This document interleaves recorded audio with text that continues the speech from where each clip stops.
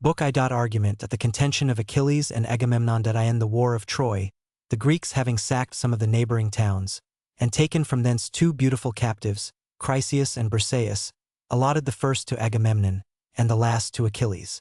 Chryses, the father of Chryseis and priest of Apollo, comes to the Grecian camp to ransom her, with which the action of the poem opens, in the 10th year of the siege. The priest being refused, and insolently dismissed by Agamemnon, entreats for vengeance from his god, who inflicts a pestilence on the Greeks. Achilles calls a council, and encourages Calchas to declare the cause of it, who attributes it to the refusal of Chryseis. The king, being obliged to send back his captive, enters into a furious contest with Achilles, which Nestor pacifies. However, as he had the absolute command of the army, he seizes on Briseis in revenge. Achilles in discontent withdraws himself and his forces from the rest of the Greeks, and complaining to Thetis, she supplicates Jupiter to render them sensible of the wrong done to her son, by giving victory to the Trojans. Jupiter, granting her suit, incenses Juno, between whom the debate runs high, till they are reconciled by the address of Vulcan. The time of 22 days is taken up in this book, 9 during the plague, 1 in the council and quarrel of the princes, and 12 for Jupiter's stay with the Ethiopians, at whose return Thetis prefers her petition. The scene lies in the Grecian camp, then changes to Chrysa, and lastly to Olympus. Achilles' wrath, to Greece the direful spring of woes unnumbered, heavenly goddess, sing! That wrath which hurled to Pluto's gloomy reign the souls of mighty chiefs untimely slain, whose limbs unburied on the naked shore, devouring dogs and hungry vultures tore, since great Achilles and Atrides strove, such was the sovereign doom, and such the will of Jove. Declare, O Muse, in what ill-fated hour sprung the fierce strife, from what offended power Latona's son a dire contagion spread, and heaped the camp with mountains of the dead. The king of men his reverent priest defied, and for the king's offense the people died, for Chryses sought with costly gifts to gain his captive daughter from the victor's chain. Suppliant the venerable father stands. Apollo's awful ensigns grace his hands. By these he begs, and lowly bending down, extends the scepter and the laurel crown. He sued to all, but chief implored for grace, the brother kings of Atreus' royal race. 46. Ye kings and warriors, may your vows be crowned, and Troy's proud walls lie level with the ground. May Jove restore you when your toils are o'er, safe to the pleasures of your native shore. But, oh, relieve a wretched parent's pain, and give Chryseis to these arms again. If mercy fail, yet let my presence move, and dread avenging Phoebus, son of Jove. The Greeks in shouts their joint assent declare, the priest to reverence, and release the fair. Not so Atrides. He, with kingly pride, repulsed the sacred sire, and thus replied, Hence on thy life, and fly these hostile plains, nor ask, presumptuous, what the king detains. Hence, with thy laurel crown and golden rod, nor trust too far those ensigns of thy God. Mine is thy daughter, priest, and shall remain, and prayers and tears and bribes shall plead in vain, till time shall rifle every youthful grace, and age dismiss her from my cold embrace, in daily labors of the loom employed, or doomed to deck the bed she once enjoyed. Hence then, to Argos shall the maid retire, far from her native soil and weeping sire. Homer, invoking the Emus of the trembling priest along the shore, returned, and in the anguish of a father mourned, disconsolate, not daring to complain. Silent he wandered by the sounding main, till, safe at distance, to his god he prays, the god who darts around the world his rays.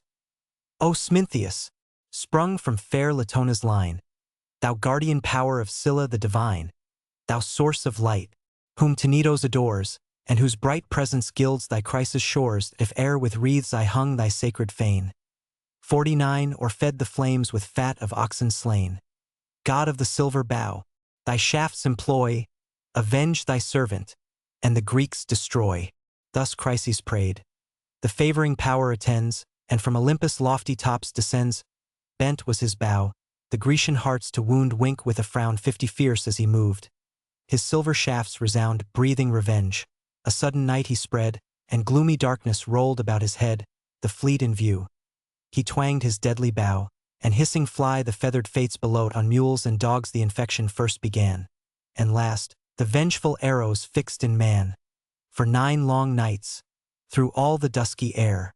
The pyres, thick flaming, shot a dismal glare.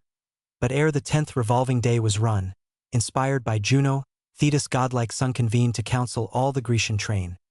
For much the goddess mourned her heroes slain. The assembly seated, rising o'er the rest, Achilles thus the king of men addressed. Why leave we not the fatal Trojan shore, and measure back the seas we crossed before? The plague destroying whom the sword would spare, 'tis time to save the few remains of war. But let some prophet, or some sacred sage, explore the cause of great Apollo's rage, or learn the wasteful vengeance to remove by mystic dreams.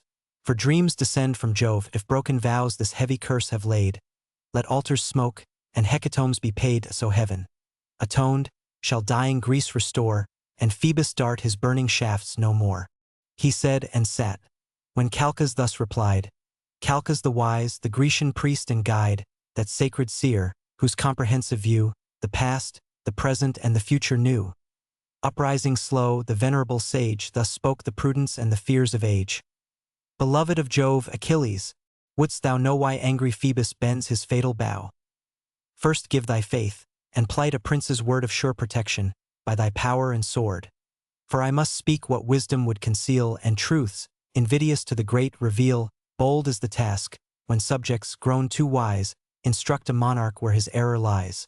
For though we deem the short-lived fury past, 'tis sure the mighty will revenge at last.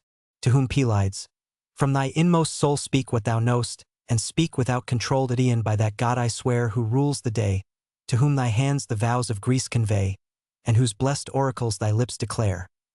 Long as Achilles breathes this vital air, no daring Greek of all the numerous band, against his priest shall lift an impious hand. Not e'en the chief by whom our hosts are led, the King of kings, shall touch that sacred head. Encouraged thus, the blameless man replies. Nor vows unpaid, nor slighted sacrifice, but he, our chief, provoked the raging pest, Apollo's vengeance for his injured priest.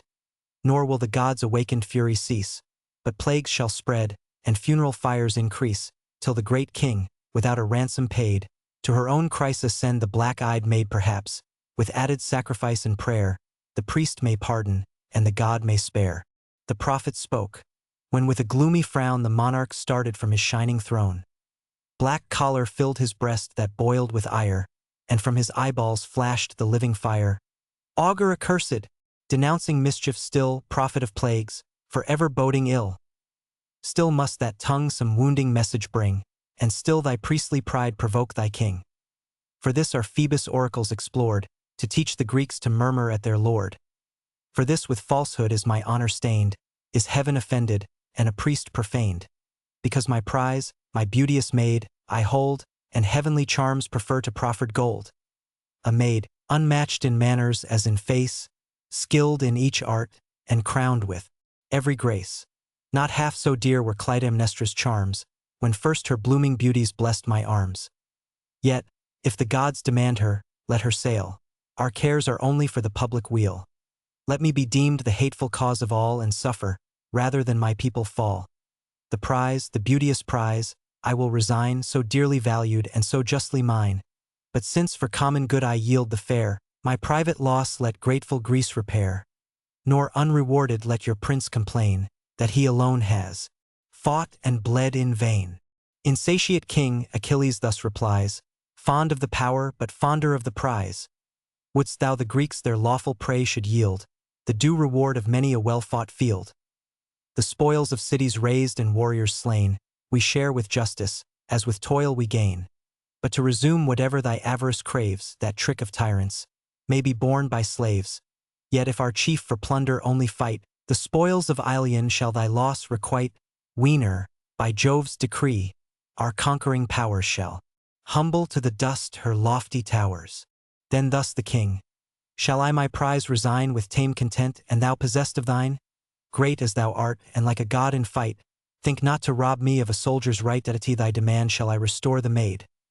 First let the just equivalent be paid, such as a king might ask, and let it be a treasure worthy her, and worthy me. Or grant me this, or with a monarch's claim this hand shall seize some other captive dame.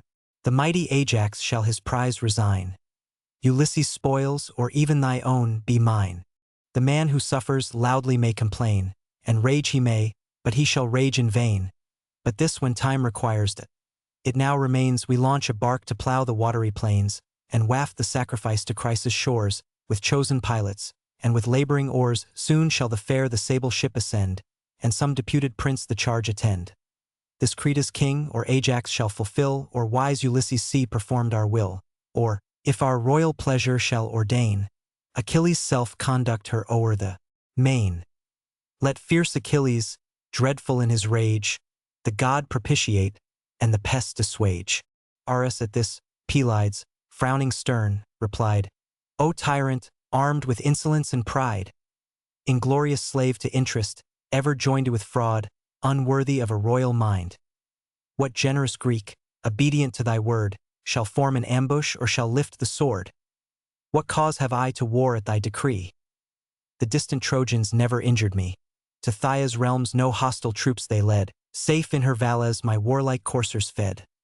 Far hence removed, the horse resounding mane, and walls of rocks, secure my native reign, whose fruitful soil luxuriant harvests grace, rich in her fruits, and in her martial race.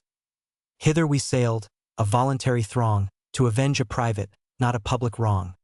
What else to Troy the assembled nations draws, but thine ungrateful and thy brother's cause? Is this the pay our blood and toils deserve, disgraced and injured by the man we serve? And darest thou threat to snatch my prize away, due to the deeds of many a dreadful day? A prize as small, O tyrant, matched with thine, as thy own actions if compared to mine. Thine in each conquest is the wealthy prey, though mine the sweat and danger of the day. Some trivial present to my ships I bear, or barren praises pay the wounds of war. But know, proud monarch, I'm thy slave no more. My fleet shall waft me to Thessalia's shore. Left by Achilles on the Trojan plain, what spoils, what conquests, shall Atrides gain? To this the king, fly, mighty warrior, fly, thy aid we need not, and thy threats defy.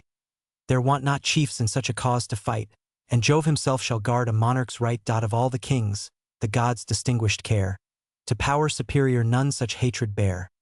Strife and debate thy restless soul employ, and wars and horrors are thy savage joy. If thou hast strength, 'twas heaven that strength bestowed. For no vain man, thy valor is from God. Haste, launch thy vessels, fly with speed away. Rule thy own realms with arbitrary sway. I heed thee not, but prize at equal rate thy short-lived friendship, and thy groundless hate. Go, threat thy earth-born Myrmidons. But here, 56.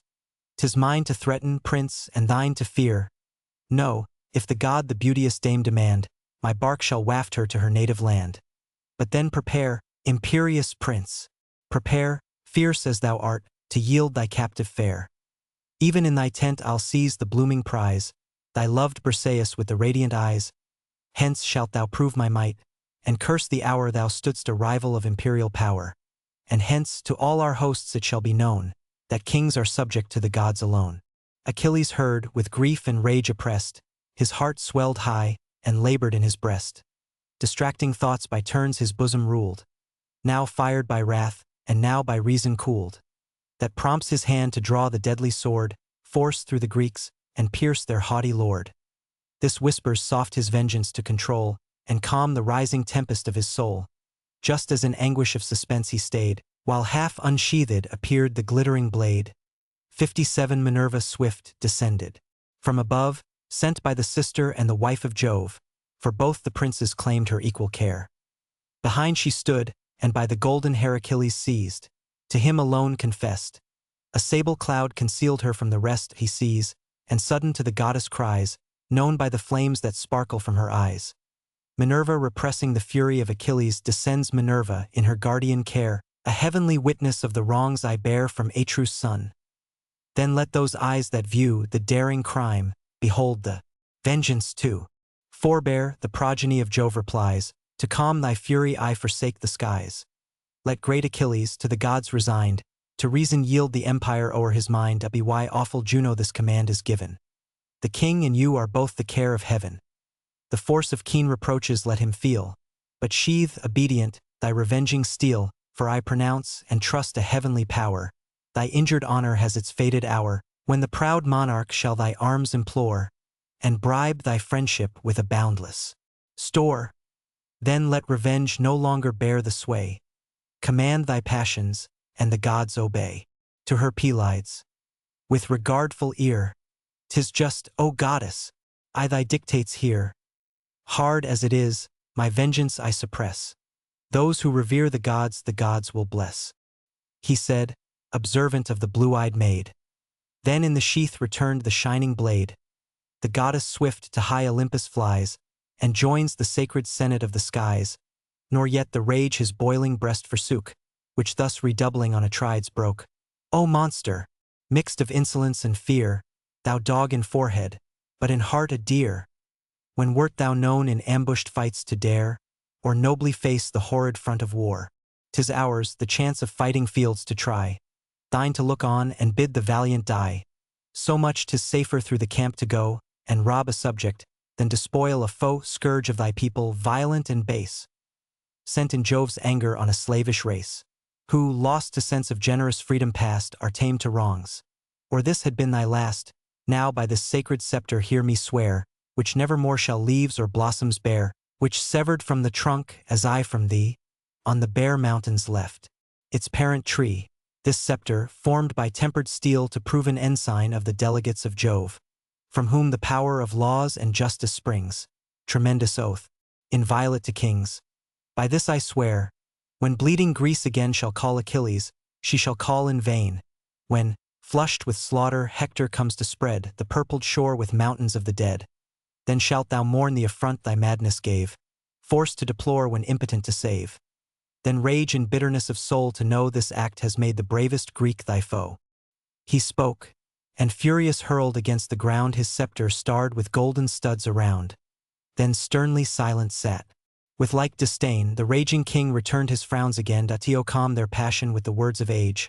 Slow from his seat arose the Pylian sage, experienced Nestor, in persuasion skilled. Words sweet as honey, from his lips distilled. Frowny face 58 two generations now had passed away, wise by his rules and happy by his sway. 2 ages o'er his native realm he reigned, and now the example of the third remained. All viewed with awe the venerable man, who thus with mild benevolence began. What shame, what woe is this to Greece? What joy to Troy's proud monarch and the friends of Troy, that adverse gods commit to stern debate the best, the bravest of the Grecian state. Young as ye are, this youthful heat restrain, nor think your Nestor's years and wisdom vain. That a godlike race of heroes once I knew, such as no more these aged eyes shall view. Lives there a chief to match Pirithous' fame, dry as the bold Orsinius' deathless name. Theseus, endued with more than mortal might, or Polyphemus, like the gods in fight. With these of old, to toils of battle bred, in early youth my hardy days I led. Fired with the thirst which virtuous envy breeds, and smit with love of honorable deeds, strongest of men, they pierced the mountain boar, ranged the wild deserts red with monsters' gore, and from their hills the shaggy centaurs tore. Yet these with soft persuasive arts I swayed. When Nestor spoke, they listened and obeyed. That if in my youth, even these esteemed me wise, do you, young warriors, hear my age advise? Atrides, seize not on the beauteous slave, that prize the Greeks by common suffrage gave, nor thou, Achilles, treat our prince with pride. Let kings be just and sovereign power preside. Thee, the first honors of the war adorn, like gods in strength, and of a goddess born. Him awful majesty exalts above the powers of earth, and sceptered sons of Jove. Let both unite with well-consenting mind, so shall authority with strength be joined. Leave me, O king, to calm Achilles' rage. Rule thou thyself as more advanced in age. Forbid it, gods. Achilles should be lost, the pride of Greece, and bulwark of our host. This said, he ceased. The king of men replies, Thy years are awful and thy words are wise, but that imperious, that unconquered soul, no laws can limit, no respect control. Before his pride must his superiors fall. His word the law, and he the lord of all. Him must our hosts, our chiefs, ourself obey. What king can bear a rival in his sway? Grant that the gods his matchless force have given. Has foul reproach a privilege from heaven? Here on the monarch's speech Achilles broke, and furious, thus and interrupting spoke. Tyrant, I well deserve thy galling chain, to live thy slave and still to serve in vain, should I submit to each unjust decree. Command thy vassals, but command not me seize on Briseis, whom the Grecians doomed my prize of war, yet tamely see resumed, and seas secure. No more Achilles draws his conquering sword in any woman's cause. The gods command me to forgive the past, but let this first invasion be the last.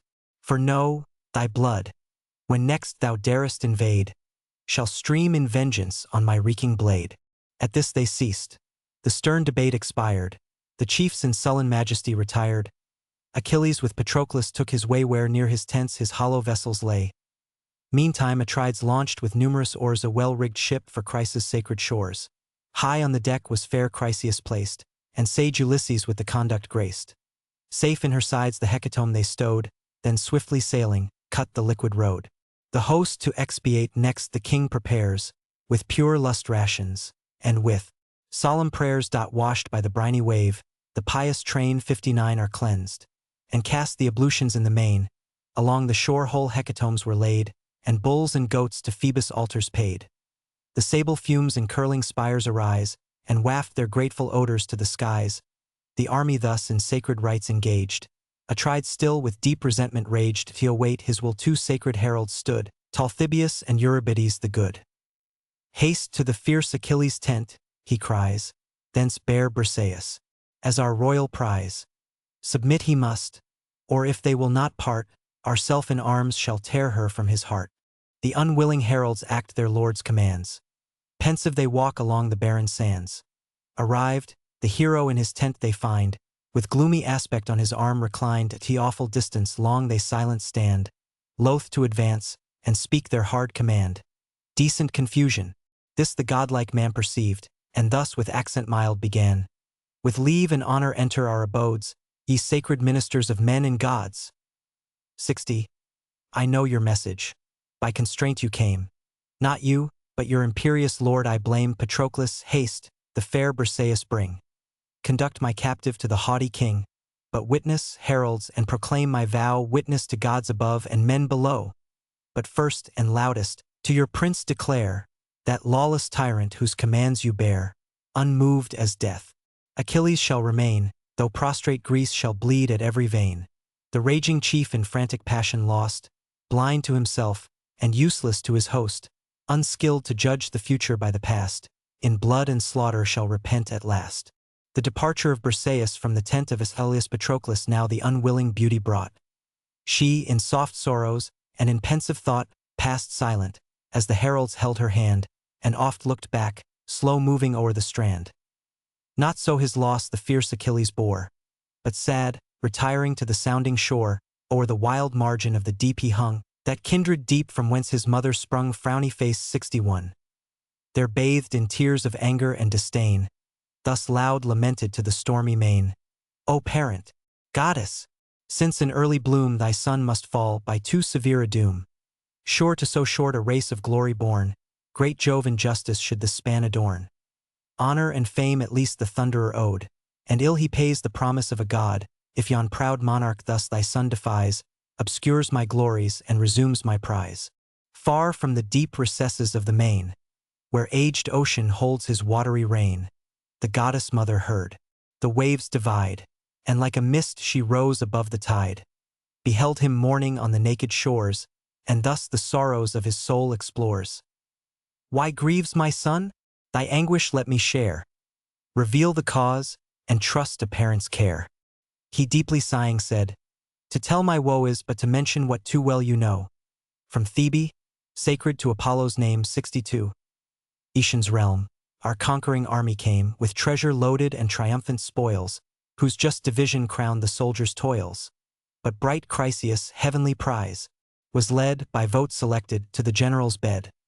The priest of Phoebus sought by gifts to gain his beauteous daughter from the victor's chain. The fleet he reached, and lowly bending down, held forth the scepter and the laurel crown, entreating all, but chief implored for grace the brother kings of Atreus' royal race. The generous Greeks their joint consent declare, the priest to reverence and release the fair. Not so Atrides, he, with wonted pride, the sire insulted, and his gifts denied. The insulted sire, his god's peculiar care, to Phoebus prayed, and Phoebus heard the prayer. A dreadful plague ensues. The avenging darts incessant fly, and pierced the Grecian hearts. A prophet then, inspired by heaven, arose and points the crime and thence derives the woes. Myself the first the assembled chiefs inclined to avert the vengeance of the power divine. Then rising in his wrath, the monarch stormed. Incensed he threatened, and his threats performed. The fair Chryseis to her sire was sent, with offered gifts, to make the god relent. But now he seized Briseis' heavenly charms, and of my valor's prize defrauds my arms, defrauds the votes of all the Grecian train. Wink, with a frown 63, and service, faith and justice, plead in vain. But, goddess, thou thy suppliant son attend. To high Olympus' shining court ascend, urge all the ties to former service owed, and sue for vengeance to the thundering god. Oft hast thou triumphed in the glorious boast, that thou stoodst forth of all the ethereal host, when bold rebellion shook the realms above, the undaunted guard of cloud-compelling Jove. When the bright partner of his awful reign, the warlike maid, and monarch of the main, the traitor gods, by mad ambition driven, durst threat with chains the omnipotence of heaven.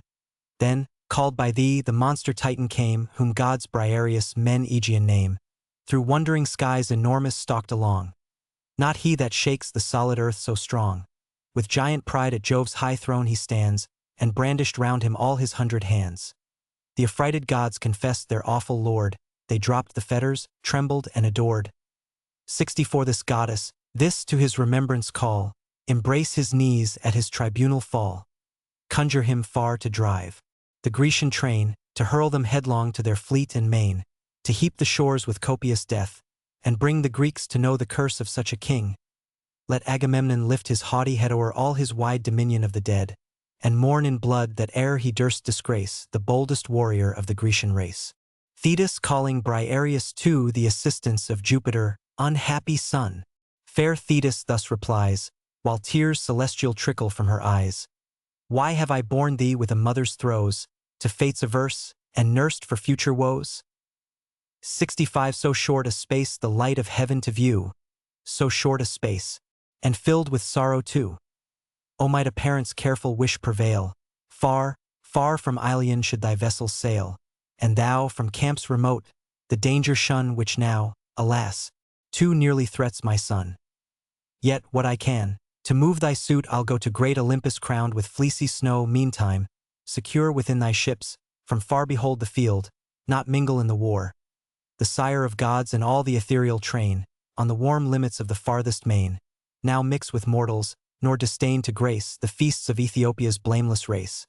66 12 days the powers indulge the genial rite, returning with the 12th revolving light.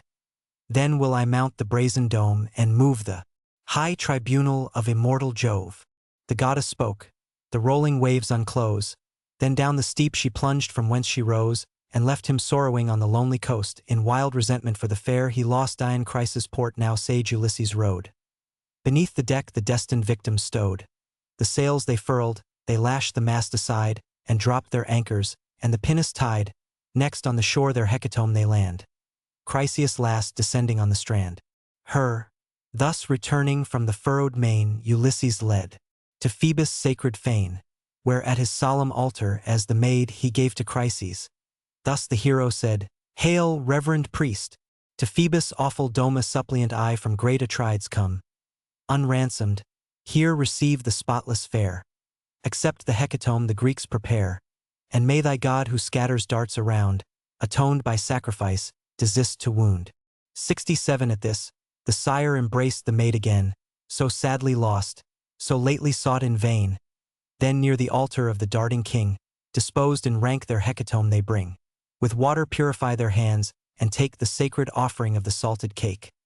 While thus with arms devoutly raised in air, and solemn voice, the priest directs his prayer.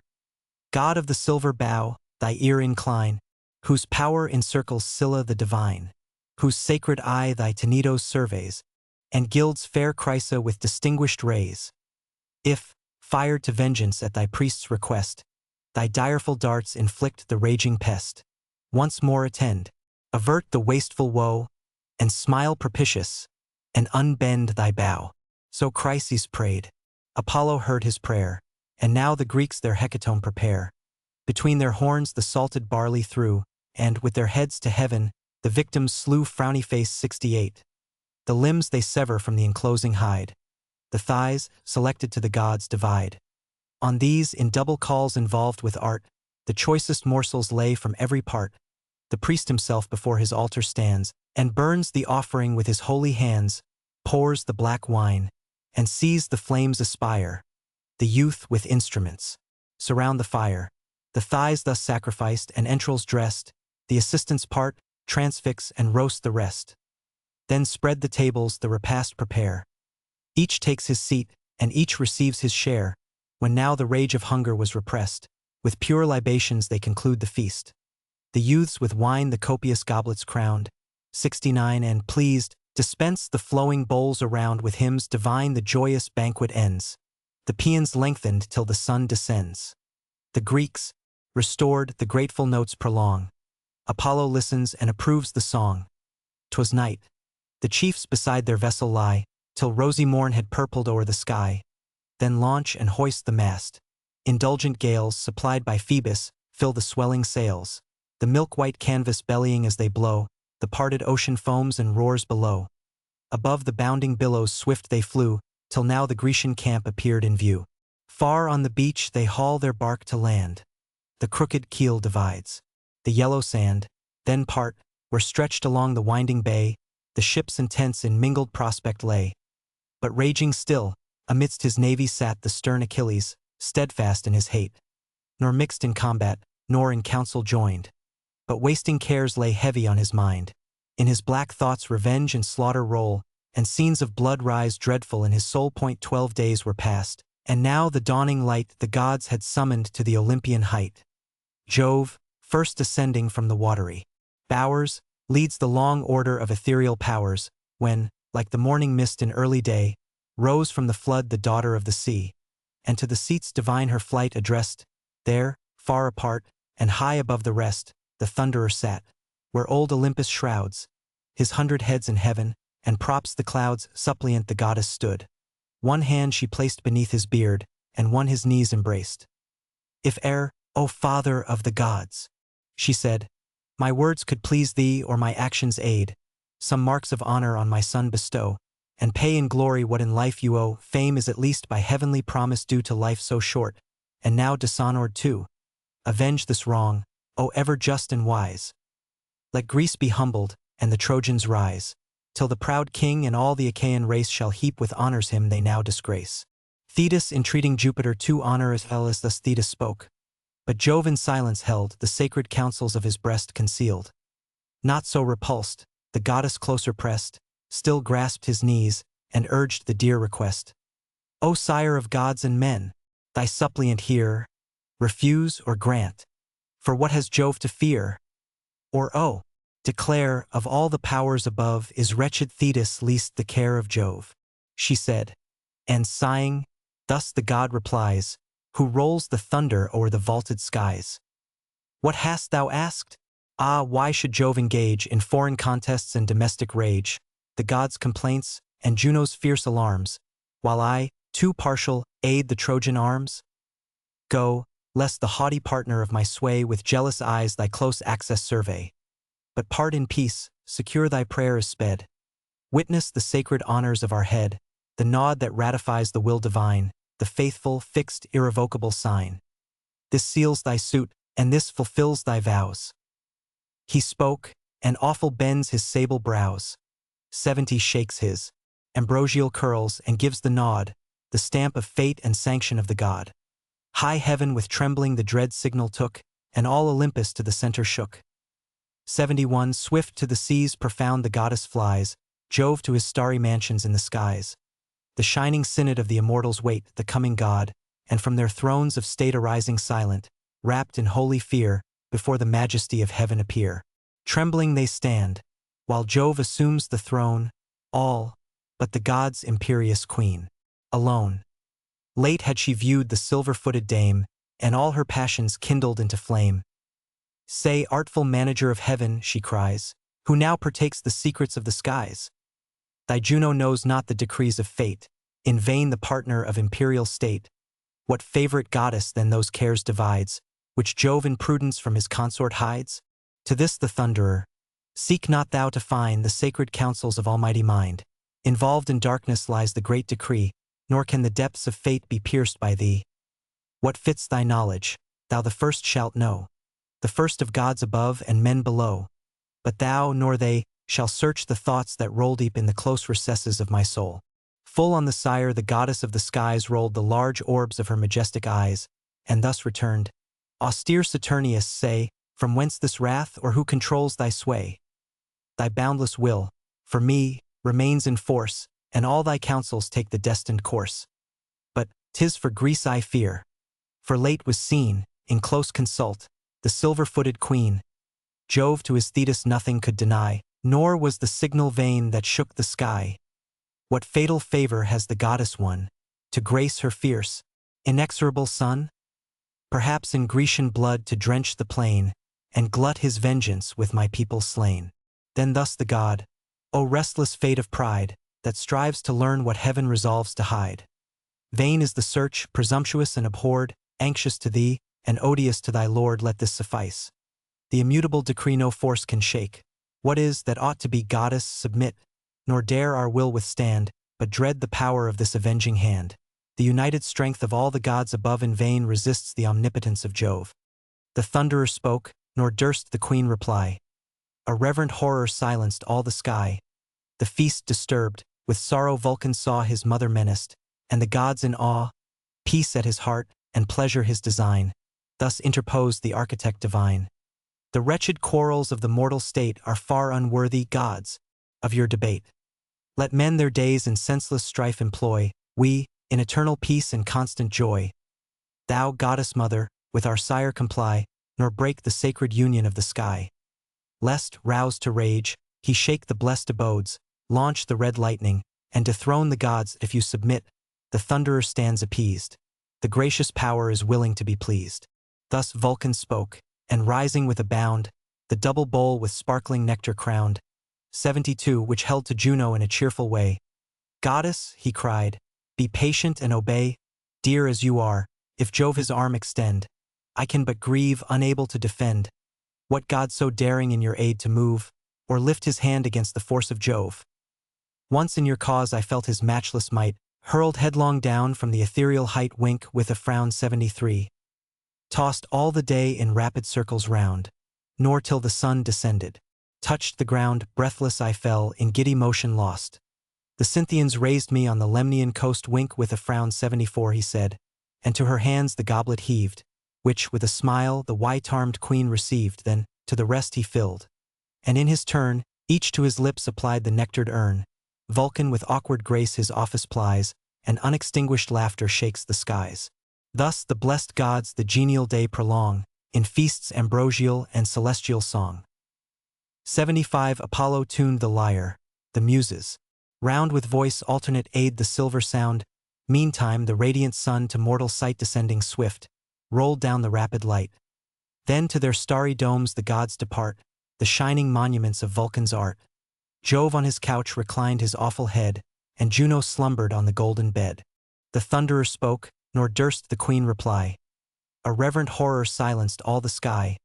The feast disturbed, with sorrow Vulcan saw his mother menaced, and the gods in awe, peace at his heart, and pleasure his design.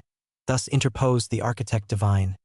The wretched quarrels of the mortal state are far unworthy, gods, of your debate. Let men their days in senseless strife employ, we, in eternal peace and constant joy. Thou, goddess mother, with our sire comply, nor break the sacred union of the sky. Lest, roused to rage, he shake the blessed abodes, launch the red lightning, and dethrone the gods. If you submit, the thunderer stands appeased. The gracious power is willing to be pleased. Thus Vulcan spoke, and rising with a bound, the double bowl with sparkling nectar crowned, 72 which held to Juno in a cheerful way. Goddess, he cried, be patient and obey, dear as you are, if Jove his arm extend, I can but grieve, unable to defend. What god so daring in your aid to move, or lift his hand against the force of Jove? Once in your cause I felt his matchless might, hurled headlong down from the ethereal height. Wink with a frown 73. Tossed all the day in rapid circles round, nor till the sun descended, touched the ground, breathless I fell, in giddy motion lost. The Cynthians raised me on the Lemnian coast. Wink with a frown 74, he said, and to her hands the goblet heaved, which, with a smile, the white-armed queen received, then, to the rest he filled. And in his turn, each to his lips applied the nectared urn. Vulcan with awkward grace his office plies, and unextinguished laughter shakes the skies. Thus the blessed gods the genial day prolong, in feasts ambrosial and celestial song. 75 Apollo tuned the lyre, the Muses, round with voice alternate aid the silver sound. Meantime the radiant sun to mortal sight descending swift, rolled down the rapid light. Then to their starry domes the gods depart, the shining monuments of Vulcan's art. Jove on his couch reclined his awful head, and Juno slumbered on the golden bed. Book 2. Argument. The trial of the army, and catalogue of the forces. Jupiter, in pursuance of the request of Thetis, sends a deceitful vision to Agamemnon, persuading him to lead the army to battle, in order to make the Greeks sensible of their want of Achilles. The general, who is deluded with the hopes of taking Troy without his assistance, but fears the army was discouraged by his absence, and the late plague, as well as by the length of time, contrives to make trial of their disposition by a stratagem. He first communicates his design to the princes in council, that he would propose a return to the soldiers, and that they should put a stop to them if the proposal was embraced. Then he assembles the whole host, and upon moving for a return to Greece, they unanimously agree to it, and run to prepare the ships. They are detained by the management of Ulysses, who chastises the insolence of Thersites. The assembly is recalled, several speeches made on the occasion, and at length the advice of Nestor followed, which was to make a general muster of the troops, and to divide them into their several nations, before they proceeded to battle. This gives occasion to the poet to enumerate all the forces of the Greeks and Trojans, and in a large catalogue. The time employed in this book consists not entirely of one day.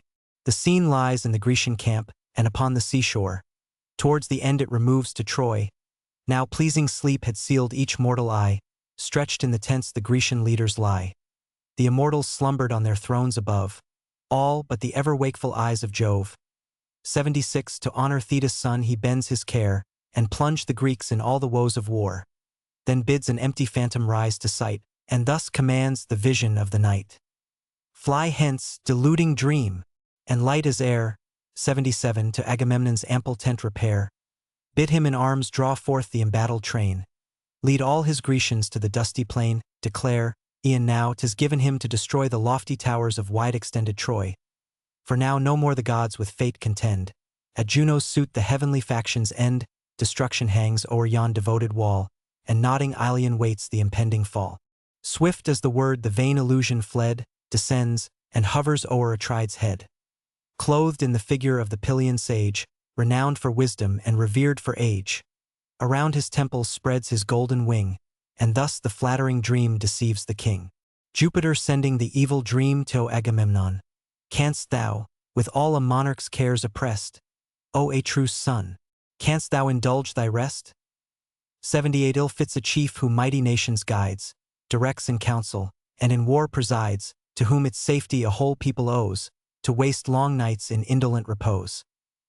79 Monarch, awake, 'tis Jove's command I bear. Thou and thy glory, claim his heavenly care to end just array draw forth the embattled train. Lead all thy Grecians to the dusty plain.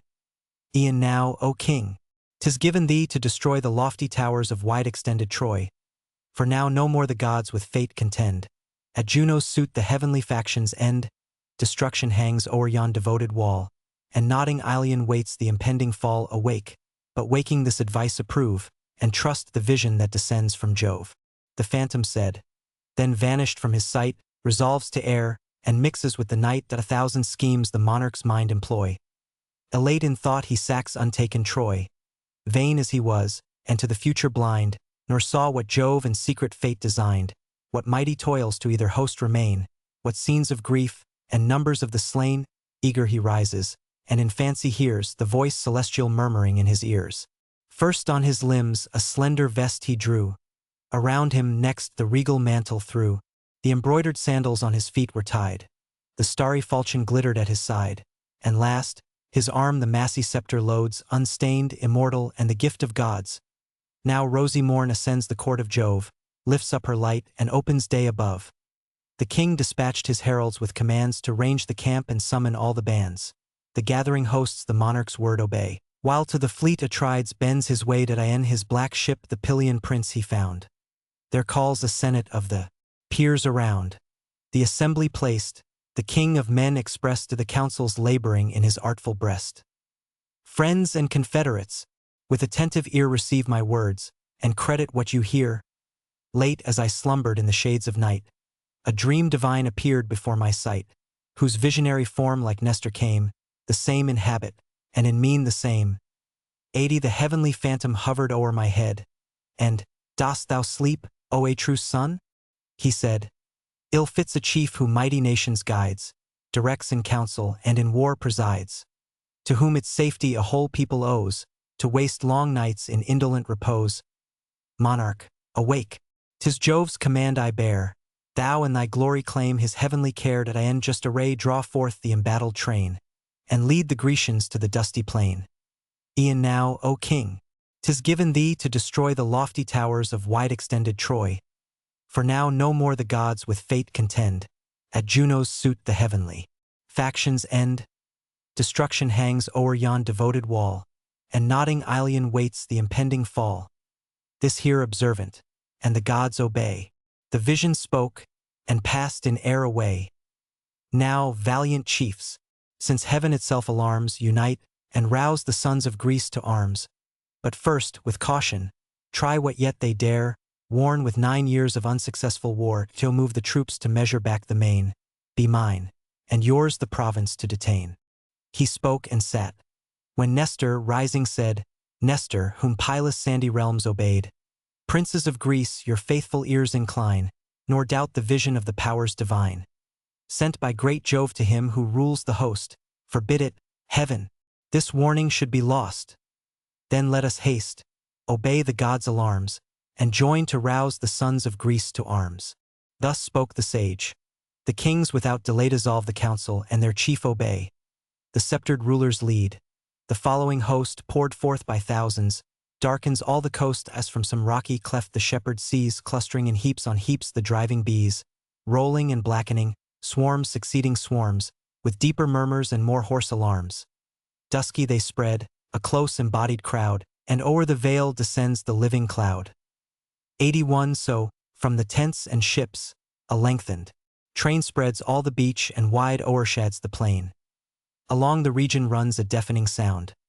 Beneath their footsteps groans the trembling ground. Fame flies before the messenger of Jove, and shining soars, and claps her wings above. Point 9 Sacred heralds now, proclaiming loud 82 The monarch's will, suspend the listening crowd, soon as the throngs in order ranged appear, and fainter murmurs died upon the ear. The King of Kings his awful figure raised.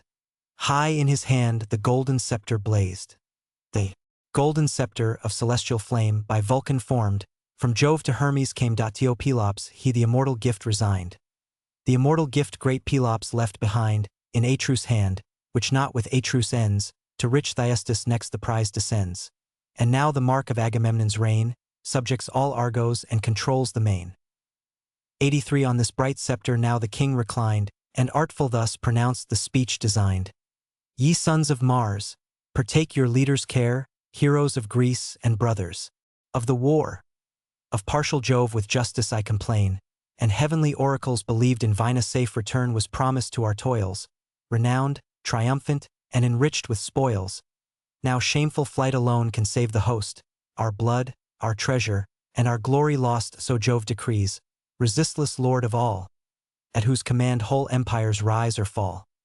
He shakes the feeble props of human trust, and towns and armies humbles to the dust. What shame to Greece a fruitful war to wage! Oh, lasting shame in every future age. Once great in arms, the common scorn we grow, repulsed and baffled by a feeble effort so small their number, that if wars were ceased, and Greece triumphant held a general feast, all ranked by tens, whole decades when they dine must want a Trojan slave to pour the wine. 84 But other forces have our hopes o'erthrown, and Troy prevails by armies not her own. Now 9 long years of mighty Jove are run, since first the labors of this war begun. Our cordage torn, decayed our vessels lie, and scarce ensure the wretched power to fly. Haste, then, forever leave the Trojan wall. Our weeping wives, our tender children call.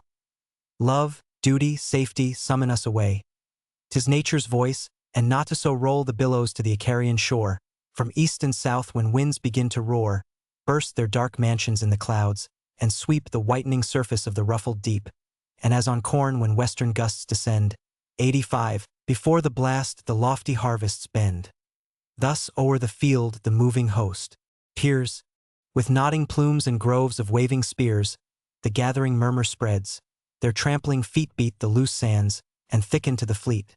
With long resounding cries they urge the train to fit the ships, and launch into the main they toil. They sweat, thick clouds of dust arise. The doubling clamors echo to the skies. At Aeon then the Greeks had left the hostile plain, and fate decreed the fall of Troy in vain. But Jove's imperial queen their flight surveyed, and sighing thus bespoke the blue-eyed maid. Shall then the Grecians fly, O dire disgrace, and leave unpunished this perfidious race? Shall Troy, shall Priam, and the adulterous spouse, in peace enjoy the fruits of broken vows? And bravest chiefs, in Helen's quarrel slain, lie unrevenged on yon detested plain? No. Let my Greeks, unmoved by vain alarms, once more refulgent shine in brazen arms. Haste, goddess, haste, the flying host detain, nor let one sail be hoisted on the main. Pallas obeys, and from Olympus height swift to the ships precipitates her flight. Ulysses, first in public cares, she found, for prudent counsel like the gods renowned. Oppressed with generous grief the hero stood, nor drew his sable vessels to the flood. And is it thus, divine Laertes' son, thus fly the Greeks, the martial maid begun, thus to their country bear their own disgrace, and fame eternal leave to Priam's race? Shall beauteous Helen still remain unfreed, still unrevenged? 1,000 heroes bleed. Haste, generous Ithacus, prevent the shame, recall your armies, and your chiefs reclaim, your own resistless eloquence employ, and to the immortals trust the fall of Troy. The voice divine confessed the warlike maid, Ulysses heard, nor uninspired obeyed. Then meeting first Atrides, from his hand received the imperial scepter of command. Thus graced, attention and respect to gain, he runs, he flies through all the Grecian train. Each prince of name or chief in arms approved, he fired with praise, or with persuasion moved. Warriors like you, with strength and wisdom blessed, by brave examples should confirm the rest. The monarch's will not yet revealed appears. He tries our courage, but resents our fears. The unwary Greeks his fury may provoke. Not thus the king in secret council spoke. Jove loves our chief, from Jove his honor springs, beware, for dreadful is the wrath of kings. But if a clamorous vile plebeian rose, him with reproof he checked or tamed with blows. Be still, thou slave, and to thy betters yield, unknown alike in council and in field. Ye gods, what dastards would our host command? Swept to the war, the lumber of a land, up ye silent, wretch, and think not here aloud that worst of tyrants, an usurping crowd, till one sole monarch Jove commits the sway. His are the laws, and him let all obey. 86 With words like these the troops Ulysses ruled, the loudest silenced, and the fiercest cooled. Back to the assembly roll the thronging train, desert the ships, and pour upon the plain, murmuring they move, as when old ocean roars, and heaves huge surges to the trembling shores. The groaning banks are burst with bellowing sound, the rocks remurmur and the deeps rebound. At a length the tumult sinks, the noises cease, and a still silence lulls the camp to peace. Thersites only clamored in the throng, loquacious, loud, and turbulent of tongue. Awed by no shame, by no respect controlled, in scandal busy, in reproaches bold. With witty malice studious to defame, scorn all his joy and laughter all his aim. But chief he gloried with licentious style to lash the great, and monarchs to revile. His figure such as might his soul proclaim. One eye was blinking and one leg was lame. His mountain shoulders half his breast o'erspread, thin hairs bestrewed his long misshapen head. Spleen to mankind his envious heart possessed, and much he hated all, but most the best. Ulysses or Achilles still his theme, but royal scandal his delight supreme. Long had he lived the scorn of every Greek, vexed when he spoke, yet still they heard him speak. Sharp was his voice, which in the shrillest tone, thus with injurious taunts attacked the throne. Amidst the glories of so bright a reign, what moves the great Atrides to complain? 'Tis thine whatever the warrior's breast inflames, the golden spoil, and thine the lovely dames, with all the wealth our wars and blood bestow. Thy tents are crowded and thy chests o'erflow. Thus at full ease in heaps of riches rolled, what grieves the monarch? Is it thirst of gold? Say, shall we march with our unconquered powers, the Greeks and I, to Ilion's hostile towers, and bring the race of royal bastards here, for Troy to ransom at a price too dear? But safer plunder thy own host supplies. Say, wouldst thou seize some valiant leader's prize? Or, if thy heart to generous love be led, some captive fair, to bless thy kingly bed? Whatever our master craves submit we must, plagued with his pride, or punished for his lust. O women of Achaia, men no more. Hence, let us fly, and let him waste his store in loves and pleasures on the Phrygian shore. We may be wanted on some busy day, when Hector comes. So great Achilles may. From him he forced the prize we jointly gave, from him, the fierce, the fearless, and the brave. And durst he, as he ought, resent that wrong, this mighty tyrant were no tyrant long. Fierce from his seat at this Ulysses springs, 87 in generous vengeance of the King of Kings, with indignation sparkling in his eyes. He views the wretch, and sternly thus replies, Peace, factious monster, born to vex the state, with wrangling talents formed for foul debate. Curb that impetuous tongue, nor rashly vain, and singly mad, asperse the sovereign reign. Have we not known thee, slave? Of all our host, the man who acts the least, upbraids the most? Think not the Greeks to shameful flight to bring, nor let those lips profane the name of king. For our return we trust the heavenly powers. Be that their care, to fight like men be ours, but grant the host with wealth the general load. Except detraction, what hast thou bestowed? Suppose some hero should his spoils resign, art thou that hero, could those spoils be thine gods? Let me perish on this hateful shore, and let these eyes behold my son no more. If, on thy next offense, this hand forbear to strip those arms thou ill deservest to wear, expel the council where our princes meet, and send thee scourged and howling through the fleet. He said, and cowering as the dastard bends, the weighty scepter on his back descends. 88 on the round bunch the bloody tumors rise, the tears spring starting from his haggard eyes. Trembling he sat, and shrunk in abject fears, from his vile visage wiped the scalding tears, while to his neighbor each expressed his thought, Ye gods! What wonders has Ulysses wrought? What fruits his conduct and his courage yield? Great in the council, glorious in the field, generous he rises in the crown's defense, to curb the factious tongue of insolence, such just examples on offenders shown, sedition silence, and assert the throne. 'Twas thus the general voice the hero praised, who, rising, high the imperial scepter raised. The blue-eyed Pallas, his celestial friend, in form a herald, bade the crowds attend. The expecting crowds in still attention hung, to hear the wisdom of his heavenly tongue. Then deeply thoughtful, pausing ere he spoke, his silence thus the prudent hero broke. Unhappy monarch, whom the Grecian race with shame deserting, heap with vile disgrace. Not such at Argos was their generous vow. Once all their voice, but forgotten now, ne'er to return, was then the common cry, till Troy's proud structures should in ashes lie. Behold them weeping for their native shore. What could their wives or helpless children more? What heart but melts to leave the tender train, and, one short month, endure the wintry main? Few leagues removed, we wish our peaceful seat, when the ship tosses and the tempests beat. Then well may this long stay provoke their tears, the tedious length of 9 revolving years. Not for their grief the Grecian host I blame, but vanquished, baffled, oh eternal shame. Expect the time to Troy's destruction given, and try the faith of Calchas and of heaven. What passed at Alois, Greece can witness bear. 89 And all who live to breathe this Phrygian air, beside a fountain's sacred brink we raised our verdant altars, and the victims blazed. 'Twas where the plane tree spread its shades around, the altars heaved, and from the crumbling ground a mighty dragon shot of dire portent. From Jove himself the dreadful sign was sent, straight to the tree his sanguine spires he rolled, and curled around in many a winding fold. The topmost branch a mother bird possessed. 8 callow infants filled the mossy nest, herself the 9th. The serpent, as he hung, stretched his black jaws and crushed the crying young. While hovering near, with miserable moan, the drooping mother wailed her children gone. The mother last, as round the nest she flew, seized by the beating wing, the monster slew.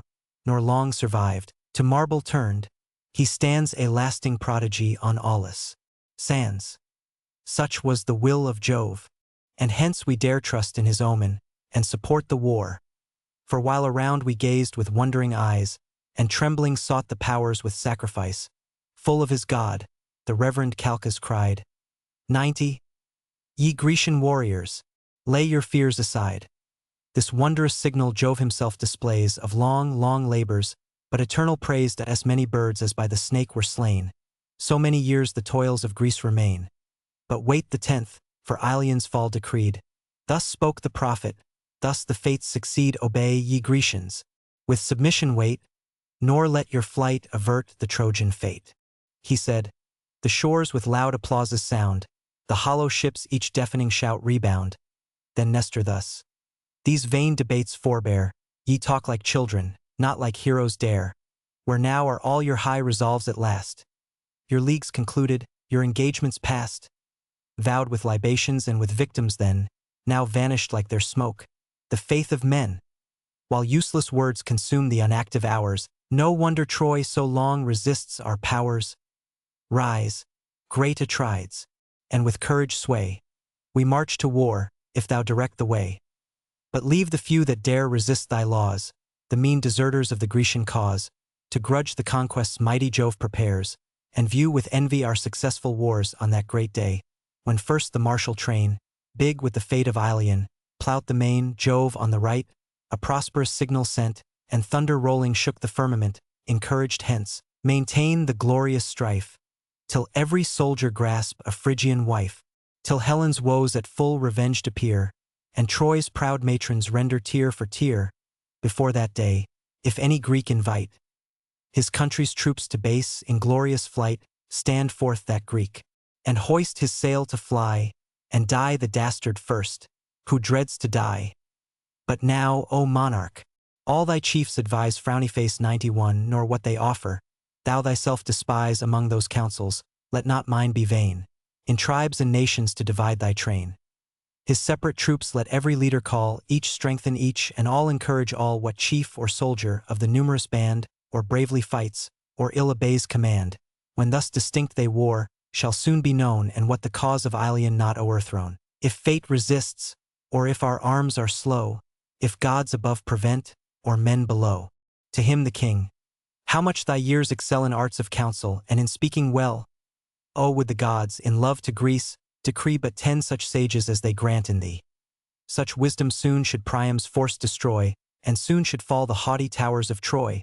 But Jove forbids, who plunges those he hates in fierce contention and in vain debates. Now great Achilles from our aid withdraws, by me provoked, a captive made the cause. If e'er as friends we join, the Trojan wall must shake, and heavy will the vengeance fall.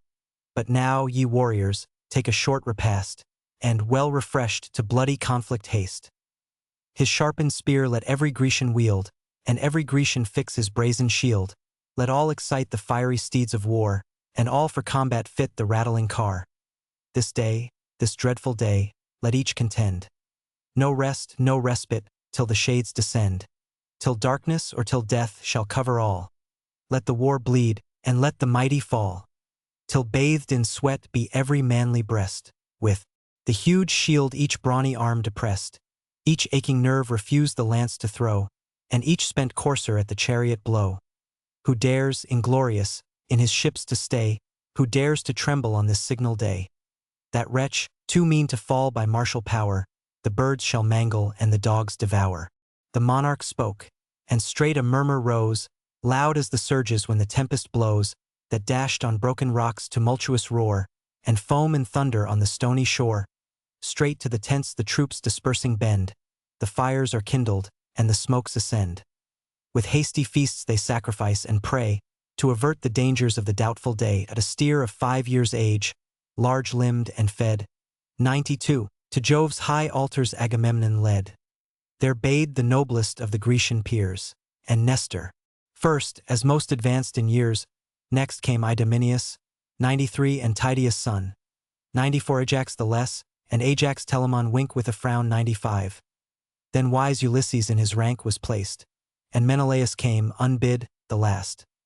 96 The chiefs surround the destined beast and take the sacred offering of the salted cake.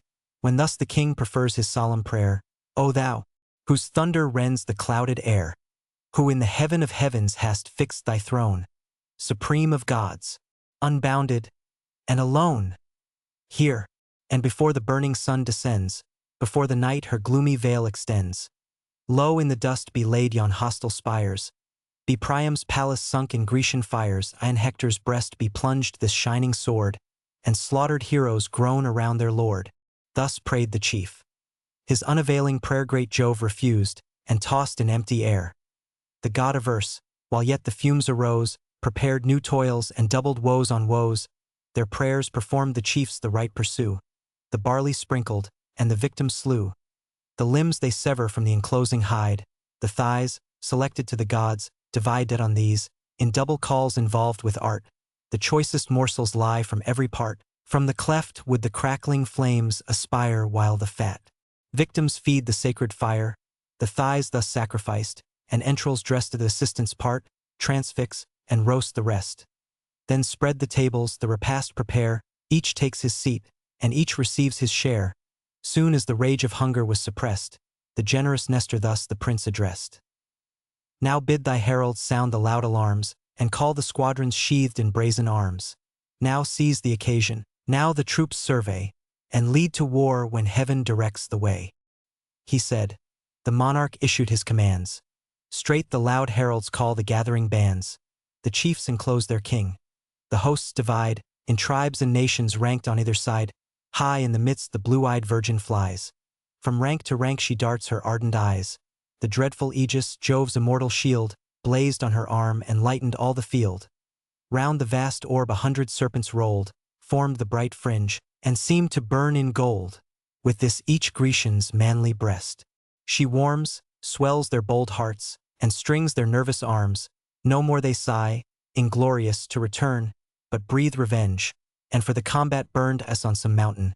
Through the lofty grove, the crackling flames ascend and blaze above. The fires expanding, as the winds arise, shoot their long beams and kindle half the skies. So from the polished arms and brazen shields, a gleamy splendor flashed along the fields. Not less their number than the embodied cranes, or milk-white swans in Asia's watery plains, that, o'er the windings of Castor's springs, 97 stretch their long necks, and clap their rustling wings, now tower aloft, and course in airy rounds, now light with noise. With noise the field resounds, thus numerous and confused, extending wide. The legion's crowds commander's flowery side wink with a frown. 98 With rushing troops the plains are covered o'er, and thundering footsteps shake the sounding shore. Along the river's level meads they stand. Thick as in spring the flowers adorn the land, or leaves. The trees, or thick as insects play, the wandering nation of a summer's day.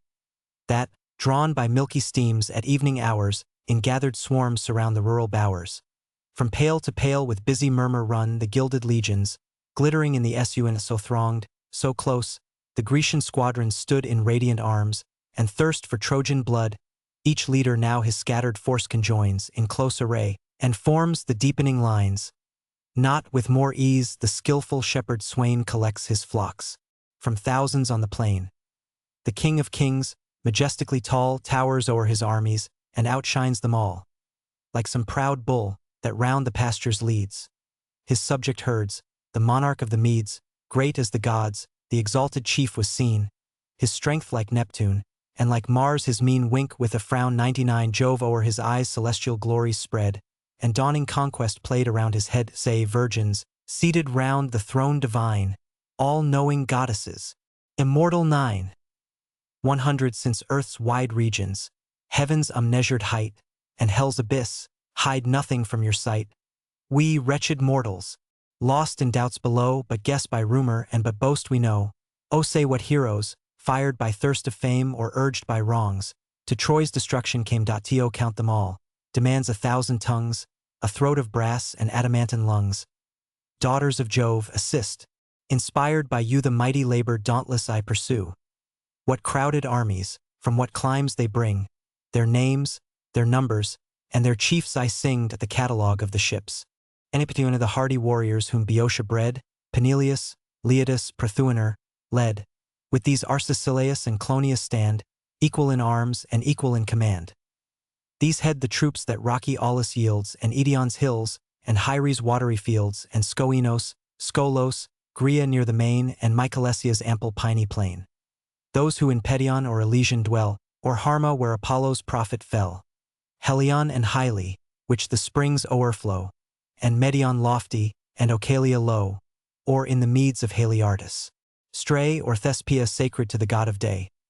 Onchestus, Neptune's celebrated groves. Copi and Thisbe, famed for silver doves.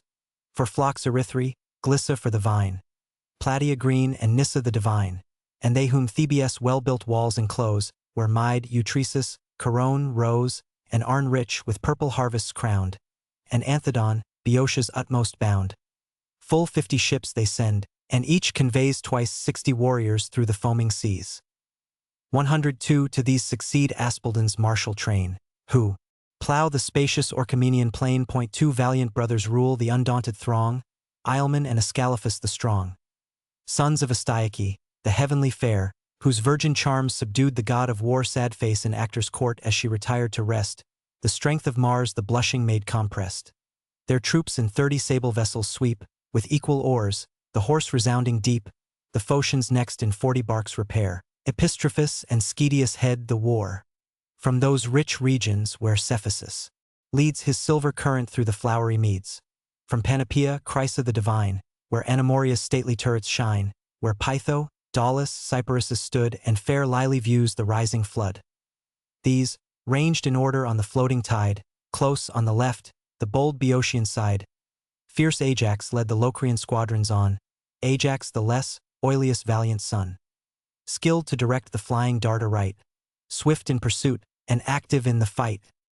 Him, as their chief, the chosen troops attend, which Bessa, Thronus, and rich Sinos send. Opus, Calliaris, and Scarphes bands, and those who dwell where pleasing Augia stands, and where Boagrius floats the lowly lands, or in fair Tarphe's sylvan seats reside.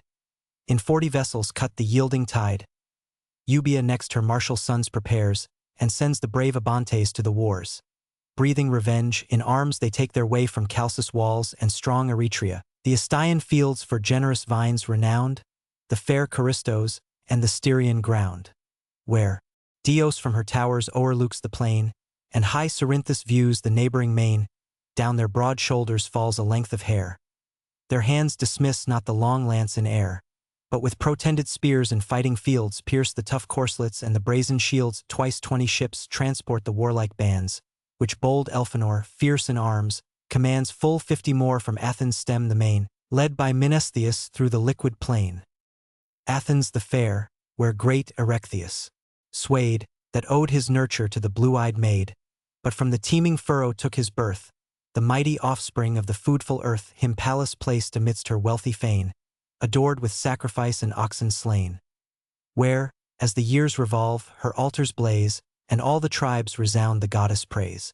No chief like thee, Menestheus, Greece could yield to martial armies in the dusty field, the extended wings of battle to display, or close the embodied host in firm array. Nestor alone, improved by length of days, for martial conduct bore an equal praise. With these appear the Salaminian bands, whom the gigantic Telamon commands. In 12 black ships to Troy they steer their course, and with the great Athenians join their force.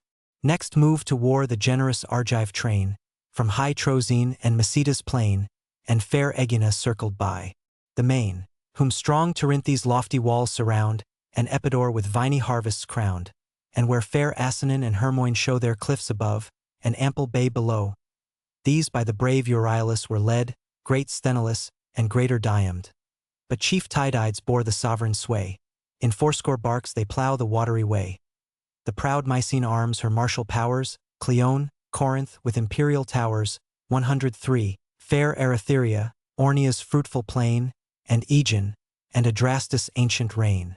And those who dwell along the sandy shore, and where Pallene yields her fleecy store, where Helice and Hyperesia lie, and Gonoessus' spires salute the sky.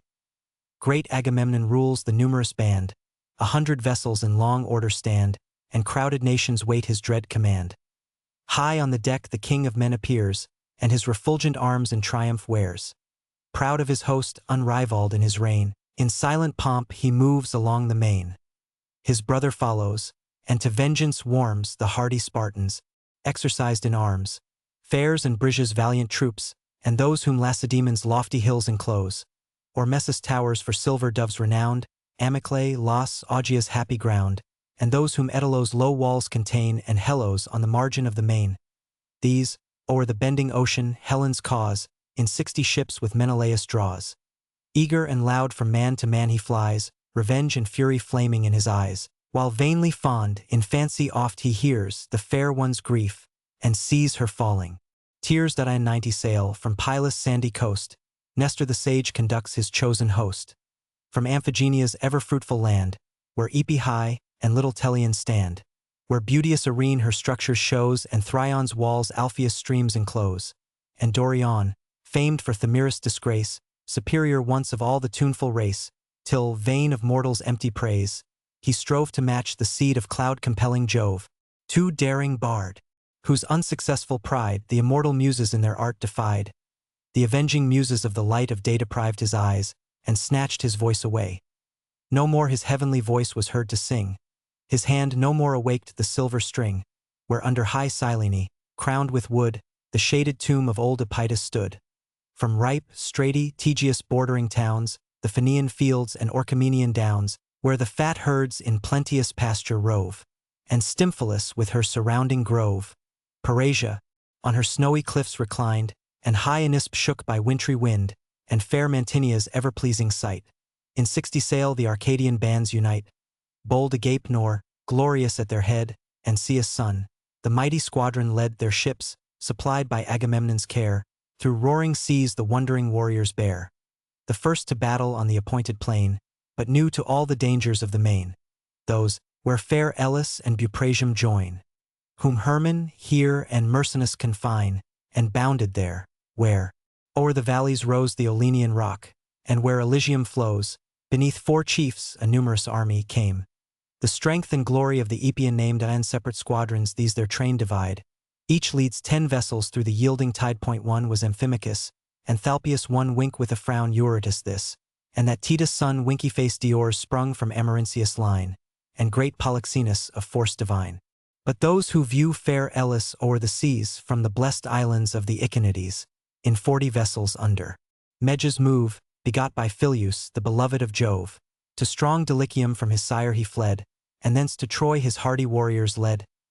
Ulysses followed through the watery road, a chief, in wisdom equal to a god, with those whom Cephalenia's line enclosed, or till their fields along the coast opposed, or where fair Ithaca o'erlooks the floods, where high Neritos shakes his waving woods, where Aegilipa's rugged sides are seen, Crocilia rocky, and Zacynthus green. These in 12 galleys with vermilion. Prores, beneath his conduct sought the Phrygian shores.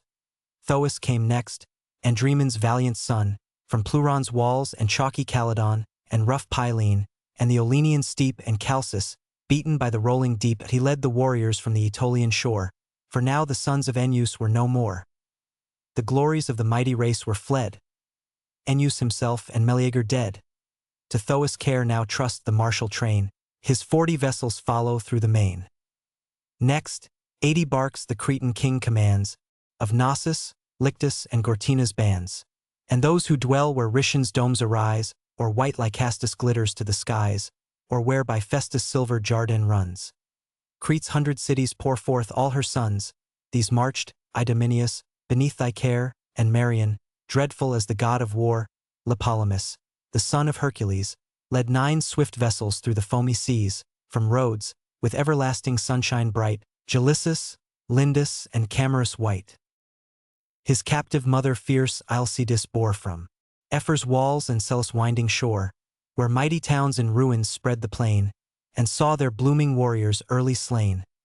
The hero, when to manly years he grew, Alcides' uncle, old Lysimnius, slew. For this, constrained to quit his native place, and shun the vengeance of the Herculean race, a fleet he built, and with a numerous train of willing exiles wandered o'er the main, where, many seas and many sufferings past, on happy roads the chief arrived at last. There in 3 tribes divides his native band, and rules them peaceful in a foreign land, increased and prospered in their new abodes by mighty Jove, the sire of men and gods. With joy they saw the growing empire rise, and showers of wealth. Descending from the skies point 3 ships with Nereus sought the Trojan shore, Nereus, whom a gale to Charopus bore, Nereus, in faultless shape and blooming grace, the loveliest youth of all the Grecian race. Wink with a frown 104 Pelides only matched his early charms. But few his troops, and small his strength in arms. Next 30 galleys cleave the liquid plain, of those Calydnia's sea-girt isles contain. With them the youth of Nisyrus repair, Casus the strong, and Crapathus the fair. Cos, where Eurypylus possessed the sway, till great Alcides made the realms obey. These Antiphus and bold Phidippus bring, sprung from the god by Thessalus the king. Now, Muse, recount Pelasgic Argos' powers, from Alois, Alope, and Trecon's towers, from Thyia's spacious valleys, and Hella, blessed with female beauty far beyond the rest. Full 50 ships beneath Achilles' care, the Achaeans, Myrmidons, Hellenians bear. Thessalians all, though various in their name, the same their nation, and their chief the same. But now inglorious, stretched along the shore, they hear the brazen voice of war no more. No more the foe they face in dire array. Close in his fleet the angry leader lay. Since fair Briseis from his arms was torn, the noblest spoil from sacked Lyrnessus borne. Then, when the chief the Theban walls o'erthrew, and the bold sons of great Ivenus slew, there mourned Achilles, plunged in depth of care, but soon to rise in slaughter, blood, and war. To these the youth of Phylace succeed. Itona, famous for her fleecy breed, and grassy Telion, decked with cheerful greens, the bowers of Ceres, and the sylvan scenes sweet Pyrasus, with blooming flowerets crowned, and Antron's watery dens, and caverned ground. These owned, as chief, Protesilaus the brave, who now lay silent in the gloomy grave. The first who boldly touched the Trojan shore, and dyed a Phrygian lance with Grecian gore. There lies, far distant from his native plain, unfinished his proud palaces remain, and his sad consort beats her breast in vain. His troops in 40 ships, Podarces led, Iphiclus' son and brother to the dead, nor he unworthy to command the host. Yet still they mourn their ancient leader lost. The men who Glaphora's fair soil partake, where hills encircle Bebe's lowly lake, where fair hears the neighboring waters fall, or proud Iolcus lifts her airy wall, in 10 black ships embarked for Ilion's shore, with bold Eumelus, whom Alceste bore. All Pelia's race Alceste far outshined, the grace and glory of the beauteous kind. The troops Methone or Thaumatia, yields Olizon's rocks or Meliboea's fields, with Philoctetes sailed, whose matchless art from the tough bow directs the feathered dart. 7 were his ships, each vessel 50 row, skilled in his science of the dart and bow. But he lay raging on the Lemnian ground, a poisonous hydra gave the burning wound. There groaned the chief in agonizing pain, whom Greece at length shall wish, nor wish in vain. His forces Medon led from Lemnos' shore, Oileus' son, whom beauteous Rhena bore. The Echalian race, in those high towers contained where once Eurytus in proud triumph reigned, or where her humbler turrets trick arrears, or where Ithome, rough with rocks, appears. In 30 sail the sparkling waves divide, which Podalirius and Machaean guide. To these his skill their parent god imparts, divine professors of the healing arts. The bold Armenian and Asturian bands in 40 barks Eurypylus commands, where Titan hides his hoary head in snow, and where Hyperia's silver fountains flow. Thy troops, Argisa, Polypides leads, and Elion, sheltered by Olympus' shades, Gertonus warriors, and where o'er lies and Olusun's chalky cliffs arise, sprung from Pirithous of immortal race, the fruit of fair Hippodame's embrace. That day, when hurled from Pelion's cloudy head, to distant dens the shaggy centaurs fled, with Polypides joined in equal sway Leontius leads, and 40 ships obeyed, and 20 sail the bold Parabibians came from Cyphus. Eunius was their leader's name. With these the Aenians joined, and those who freeze where cold. Dodona lifts her holy trees, or where the pleasing Titaresius glides, and into Punius rolls his easy tides. Yet o'er the silvery surface pure they flow, the sacred stream unmixed with streams below, sacred and awful. From the dark abode Styx pours them forth, the dreadful oath of gods. Last, under Protus the Magnesians stood, Protus the swift, of old Tenthredon's blood winky face, who dwell where Pelion, crowned with piney boughs, obscures the glade, and nods his shaggy brows. Or where through flowery Tempe Punius strayed sad face, the region stretched beneath his mighty shade, in 40 sable barks they stemmed the main. Such were the chiefs, and such the Grecian train. Say next, O Muse, of all Achaia breeds, who bravest fought or reined the noblest steeds. Eumelus Maras were foremost in the chase, as eagles fleet and of Phaeacian race. Bred where Pieria's fruitful fountains flow, and trained by him who bears the silver bow, fierce in the fight their nostrils breathed a flame, their height, their color, and their age the same. O'er fields of death they whirl the rapid car, and break the ranks and thunder through the war. Ajax in arms the first renown acquired, while stern Achilles in his wrath retired. Sad face his was the strength that mortal might exceeds, and his the unrivaled race of heavenly steeds. But Thetis' son now shines in arms no more. His troops, neglected on the sandy shore, an empty air their sportive javelins throw, or whirl the disk or bend an idle bow. Unstained with blood his covered chariots stand. The immortal coursers graze along the strand. But the brave chiefs the inglorious life deplored, and, wandering o'er the camp, required their lord. Now, like a deluge, covering all around, the shining armies sweep along the ground. Swift as a flood of fire, when storms arise, floats the wild field, and blazes to the skies. Earth groaned beneath them, as when angry Jove hurls down the forky lightning from above, on a rime when he the thunder throws, and fires Typhoeus with redoubled blows, where Typhon, pressed beneath the burning load, still feels the fury of the avenging god, but various Iris, Jove's commands to bear, speeds on the wings of winds through liquid air. In Priam's porch the Trojan chiefs she found, the old consulting, and the youths around. Polite's shape, the monarch's son, she chose, who from Esete's tomb observed the foes, 105 high on the mound. From whence in prospect lay the fields, the tents, the navy, and the Boeotia. In this dissembled form, she hastes to bring the unwelcome message to the Phrygian king. Cease to consult, the time for action calls. War, horrid war, approaches to your walls. Assembled armies oft have I beheld, but ne'er till now such numbers charged a field. Thick as autumnal leaves or driving sand, the moving squadrons blacken all the strand. Thou, godlike Hector, all thy force employ, assemble all the united bands of Troy. In just array let every leader call the foreign troops. This day demands them all. The voice divine the mighty chief alarms. The council breaks, the warriors rush to arms, the gates unfolding pour forth all their train. Nations on nations fill the dusky plain, men, steeds, and chariots shake the trembling ground. The tumult thickens, and the skies resound amidst the plain. In sight of Ilion stands a rising mount.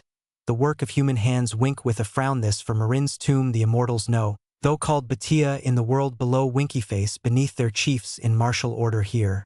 The auxiliar troops and Trojan hosts appear. The godlike Hector, high above the rest, shakes his huge spear, and nods his plumy crest. In throngs around his native bands repair, and groves of lances glitter in the air.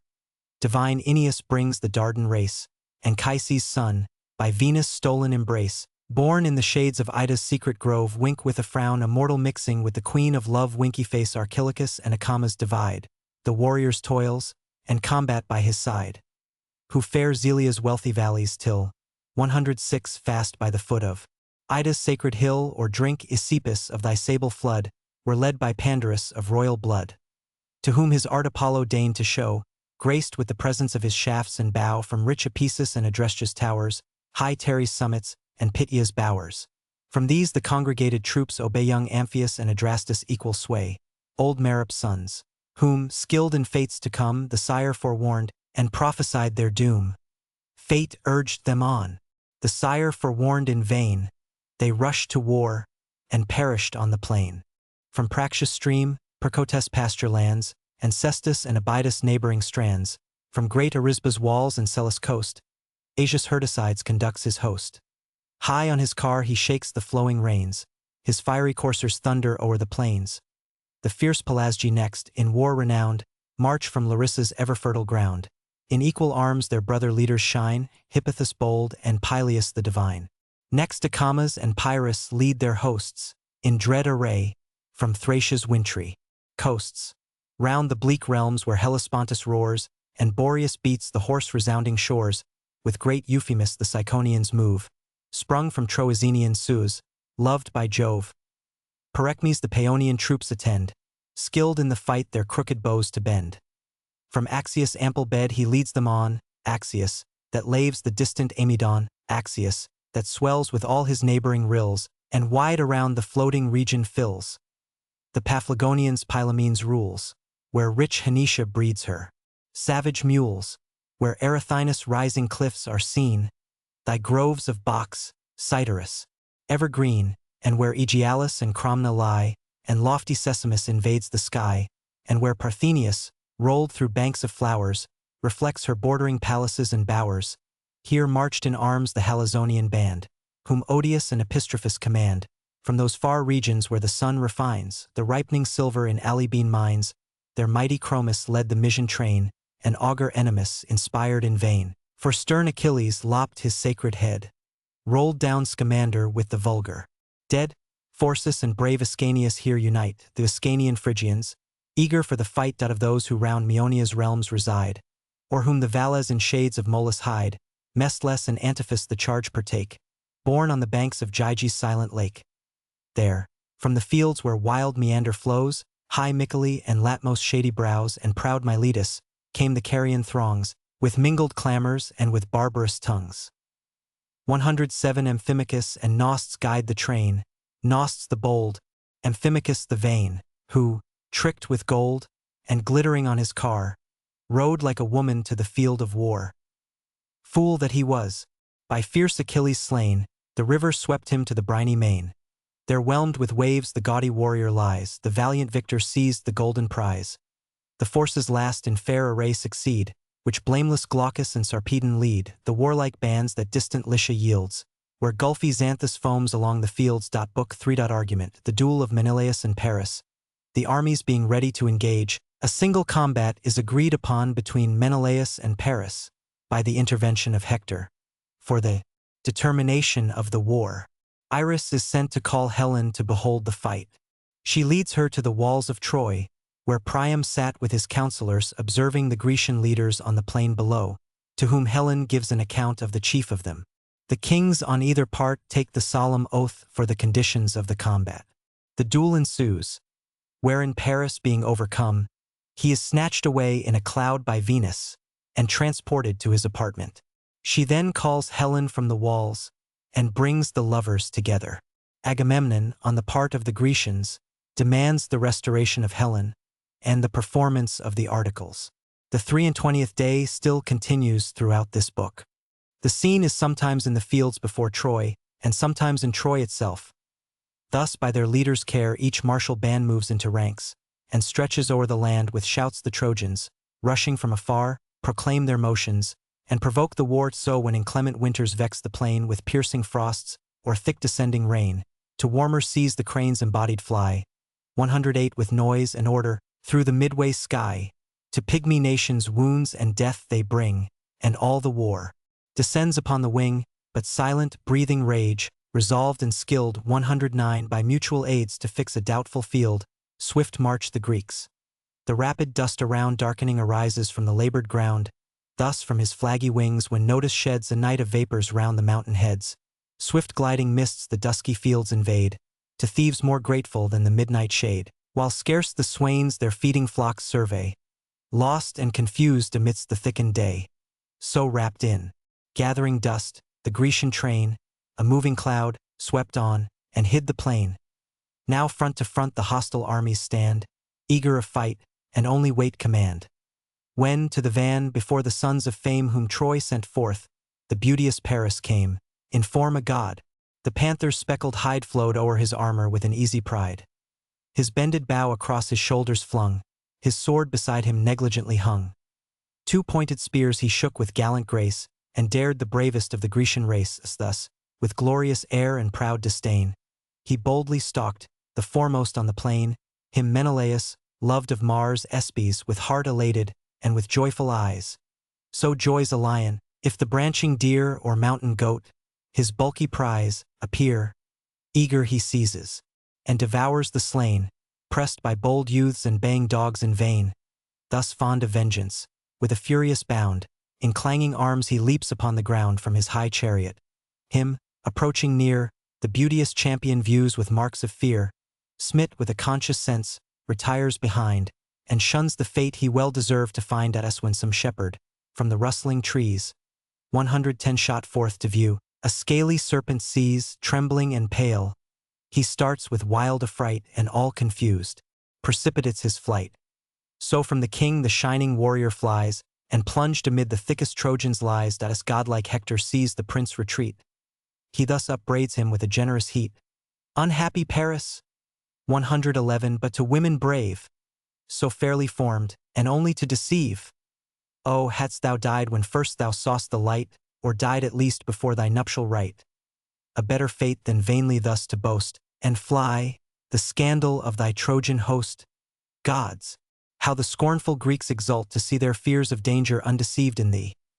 Thy figure promised with a martial air, but ill thy soul supplies a form so fair that I in former days, in all thy gallant pride, when thy tall ships triumphant stemmed the tide, when Greece beheld thy painted canvas flow, and crowds stood wondering at the passing show, say, was it thus, with such a baffled mien, you met the approaches of the Spartan queen, thus from her realm conveyed the beauteous prize, and both her warlike lords outshined in Helen's eyes? This deed, thy foes' delight, thy own disgrace, thy father's grief and ruin of thy race. This deed recalls thee to the proffered fight, or hast thou injured whom thou darest not right?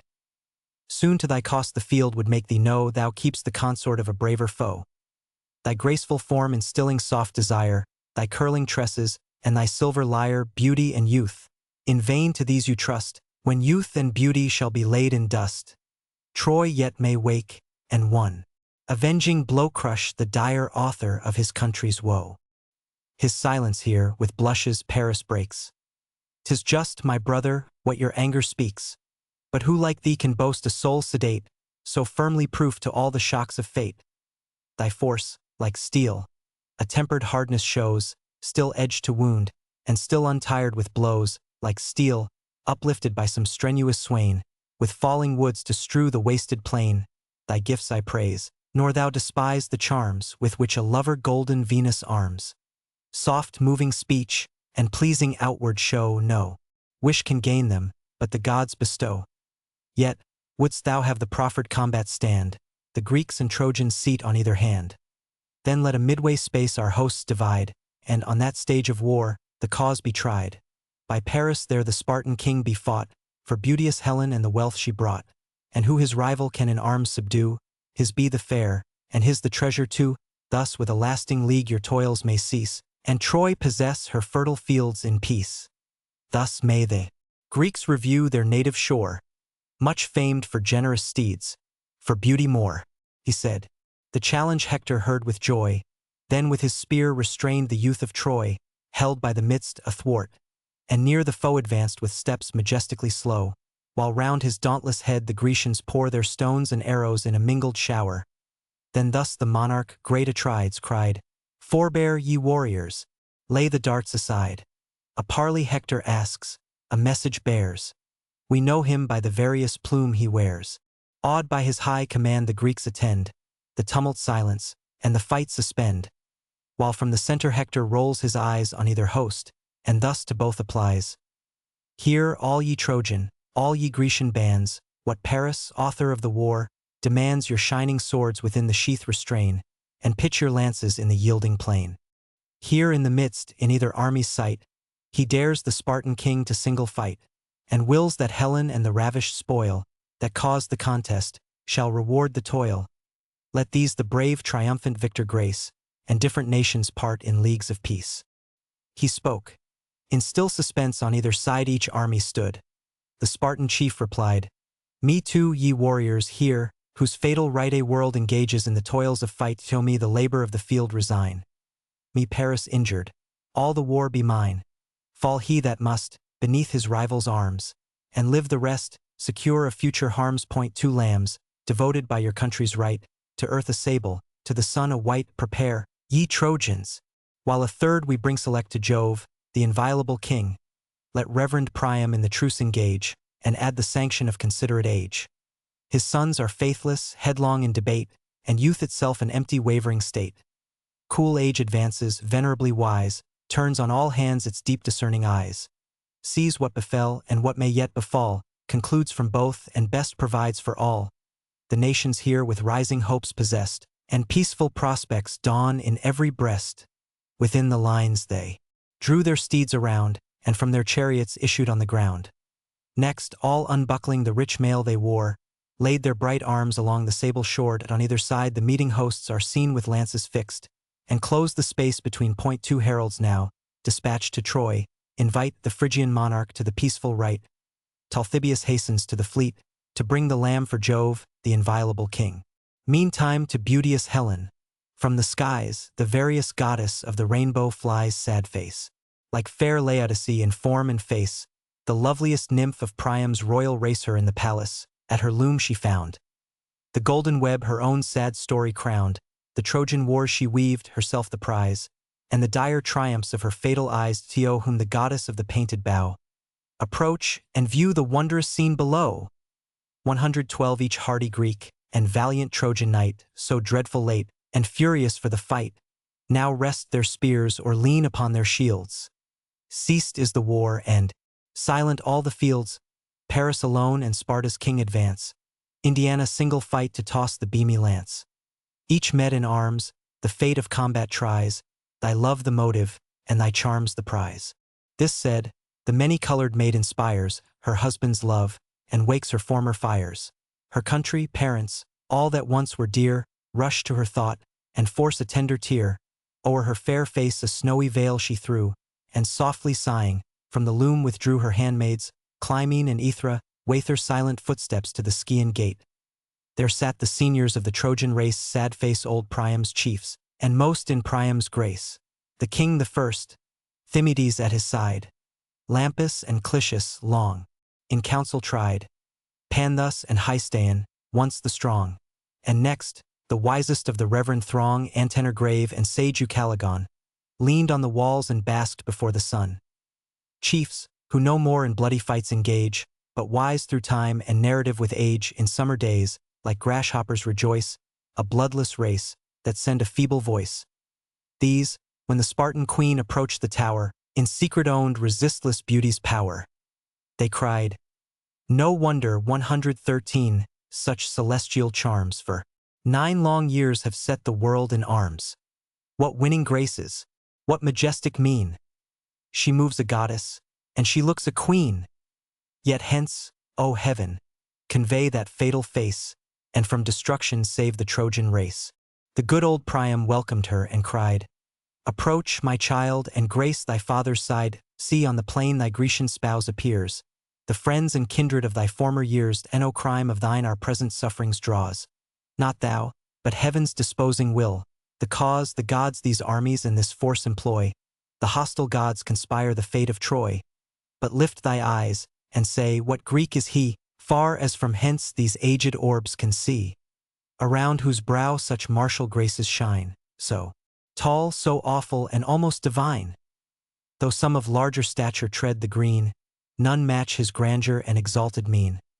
He seems a monarch, and his country's pride. Thus ceased the king, and thus the fair replied, before thy presence, Father, I appear, with conscious shame and reverential fear. Had I died, ere to these walls I fled, false to my country and my nuptial bed. My brothers, friends, and daughter left behind, false to them all, to Paris only kind. For this I mourn, till grief or dire disease shall waste the form whose fault it was to please. The king of kings, Atrides you survey, great in the war and great in arts of sway. My brother once, before my days of shame, and oh, that still he bore a brother's name. With wonder Priam viewed the godlike man, extolled the happy prince, and thus began, O blessed Atrides, born to prosperous fate, successful monarch of a mighty state. How vast thy empire! Of your matchless train what numbers lost, what numbers yet remain? In Phrygia once were gallant armies known, in ancient time, when Otreus filled the throne, when godlike Mygdon led their troops of horse, and I, to join them, raised the Trojan force. Against the manlike Amazons we stood, 114, and Sangar's stream ran purple with their blood. But far inferior those, in martial grace and strength of numbers, to this Grecian race. This said, once more he viewed the warrior train. What's he, whose arms lie scattered on the plain? Broad is his breast, his shoulders larger spread, though great Atrides overtops his head, nor yet appear his care and conduct small. From rank to rank he moves, and orders all. The stately ram thus measures o'er the ground, and, master of the flock, surveys them round. Then Helen thus, whom your discerning eyes have singled out, is Ithacus the wise. A barren island boasts his glorious birth. His fame for wisdom fills the spacious earth. Antenor took the word, and thus began Frowny Face 115. Myself, O king, have seen that wondrous man when, trusting Jove and hospitable laws, to Troy he came, to plead the Grecian cause. Wink with a frown great Menelaus urged the same request. Winky Face, my house was honored with each royal guest. I knew their persons, and admired their parts, both brave in arms, and both approved in arts. Erect, the Spartan most engaged our view. Ulysses seated greater reverence drew, when Atreus' son harangued the listening train. Just was his sense, and his expression plain. His words succinct, yet full without a fault. He spoke no more than just the thing he ought. But when Ulysses rose, in thought profound, 116 his modest eyes he fixed upon the ground. As one unskilled or dumb, he seemed to stand, nor raised his head, nor stretched his sceptred hand. But when he speaks, what elocution flows, soft as the fleeces of descending snows. 117 the copious accents fall with easy art. Melting they fall, and sink into the heart. Wondering we hear, and fixed in deep surprise, our ears refute the censure of our eyes. The king then asked, as yet the camp he viewed, what chief is that, with giant strength endued, whose brawny shoulders, and whose swelling chest and lofty stature, far exceed the rest? Ajax the great, the beauteous queen replied, himself a host, the Grecian strength and pride see. Bold Idomeneus' superior towers amid yon circle of his Cretan powers.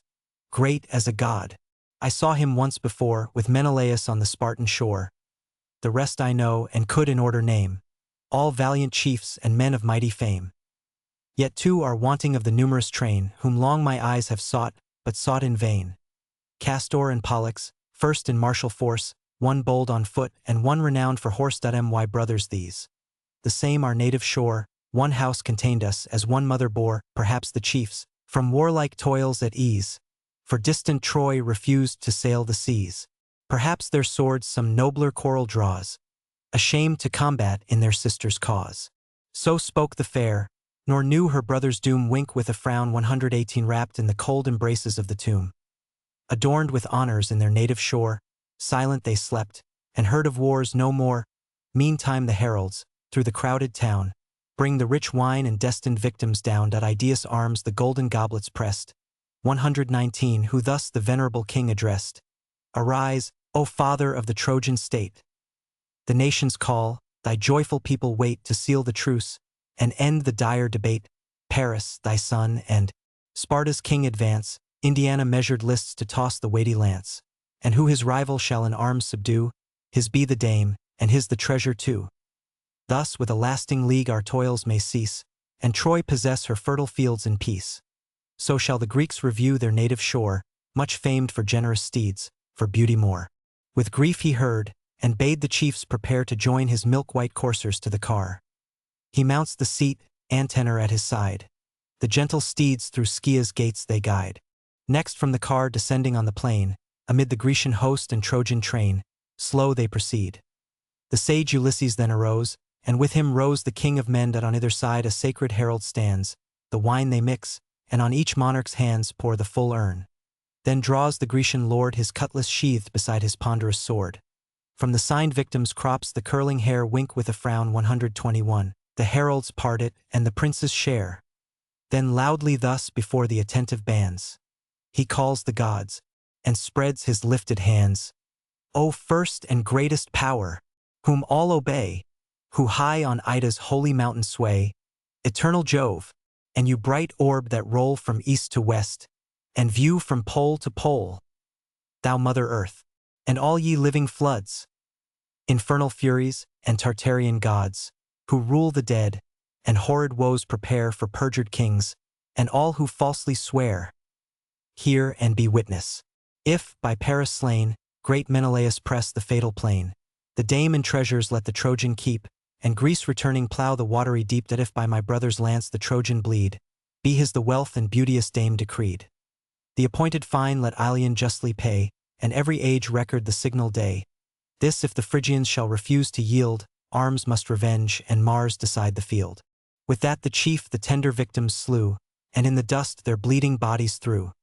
The vital spirit issued at the wound, and left the members quivering on the ground. From the same urn they drink the mingled wine, and add libations to the powers divine, while thus their prayers united mount the sky. Hear, mighty Jove, and hear, ye gods on high, and may their blood, who first the league confound, shed like this wine, disdain the thirsty ground. May all their consorts serve promiscuous lust, and all their lust be scattered as the dust. Thus either host their imprecations joined, which Jove refused, and mingled with the wind.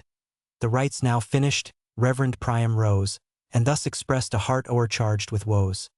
Ye Greeks and Trojans, let the chiefs engage, but spare the weakness of my feeble age. In yonder walls that object let me shun, nor view the danger of so dear a son. Whose arms shall conquer and what prince shall fall, heaven only knows, for heaven disposes all. This said, the hoary king no longer stayed, but on his car the slaughtered victims laid. Then seized the reins his gentle steeds to guide, and drove to Troy, Antenor at his side. Bold Hector and Ulysses now dispose the lists of combat, and the ground enclose. Next to decide, by sacred lots prepare, who first shall launch his pointed spear in air.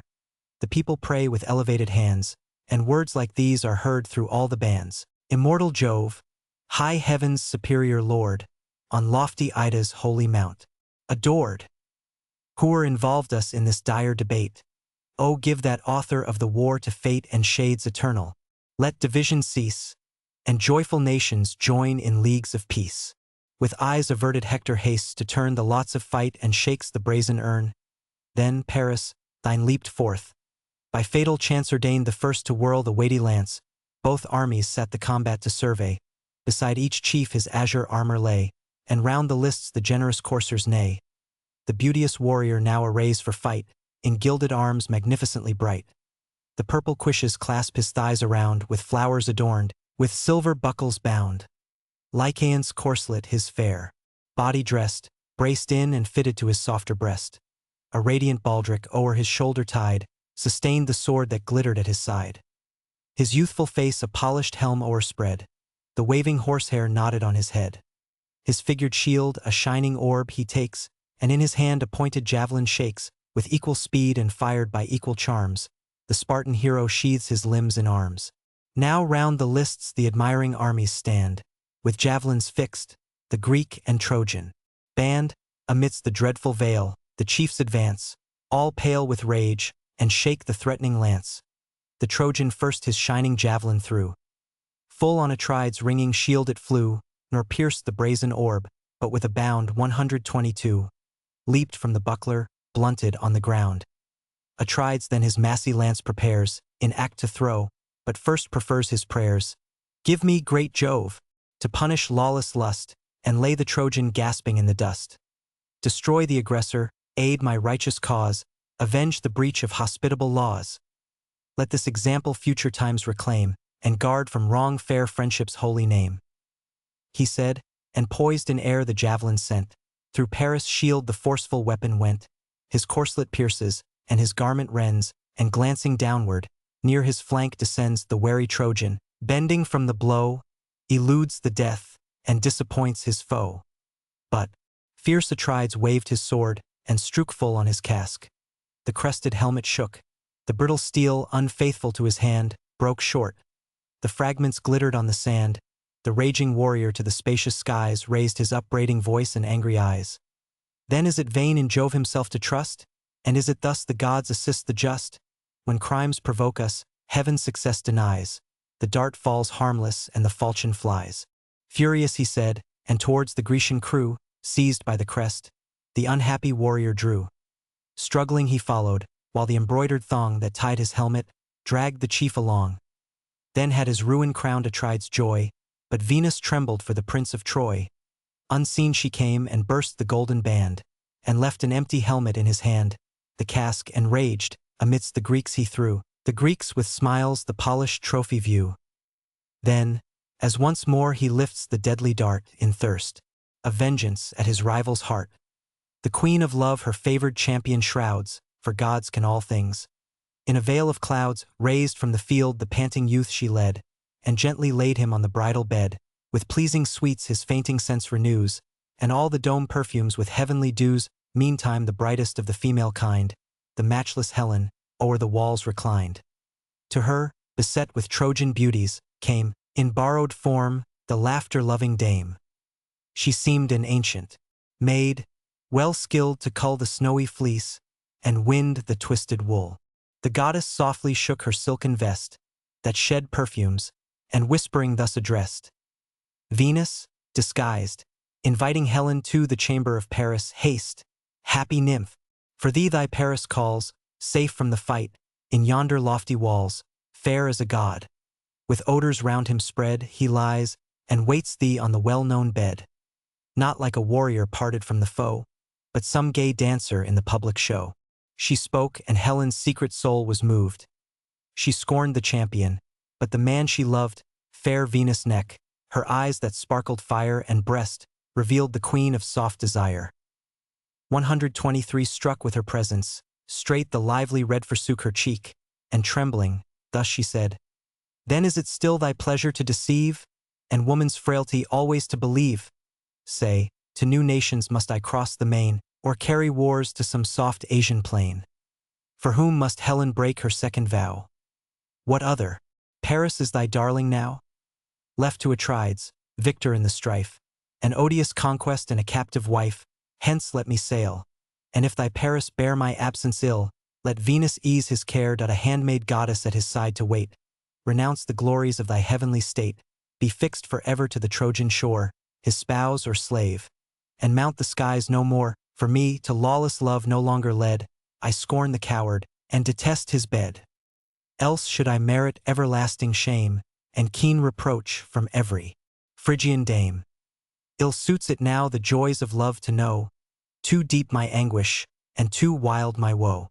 Venus presenting Helen to Paris, then thus incensed, the Paphian queen replies, Obey the power from whom thy glories rise. Should Venus leave thee, every charm must fly, fade from thy cheek, and languish in thy eye. Cease to provoke me, lest I make thee more the world's aversion than their love before. Now the bright prize for which mankind engage, then the sad victim of the public rage. At this, the fairest of her sex obeyed, and veiled her blushes in a silken shade. Unseen and silent from the train she moves, led by the goddess of the smiles and loves, arrived, and entered at the palace gate. The maids officious round their mistress wait. Then, all dispersing, various tasks attend. The queen and goddess to the prince ascend, full in her Paris sight. The queen of love had placed the beauteous progeny of Jove, where, as he viewed her charms, she turned away her glowing eyes, and thus began to say, Is this the chief, who, lost to sense of shame, late fled the field, and yet survives his fame? O hadst thou died beneath the righteous sword of that brave man whom once I called my lord! The boaster Paris oft desired the day with Sparta's king to meet in single fray.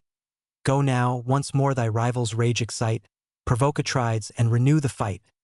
Yet Helen bids thee stay, lest thou unskilled shouldst fall an easy conquest on the field.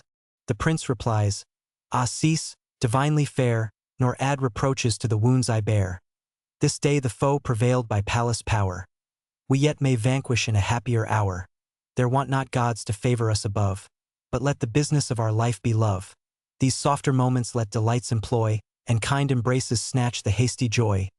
Not thus I loved thee, when from Sparta's shore my forced, my willing heavenly prize I bore, when first entranced in Cranae's isle I lay.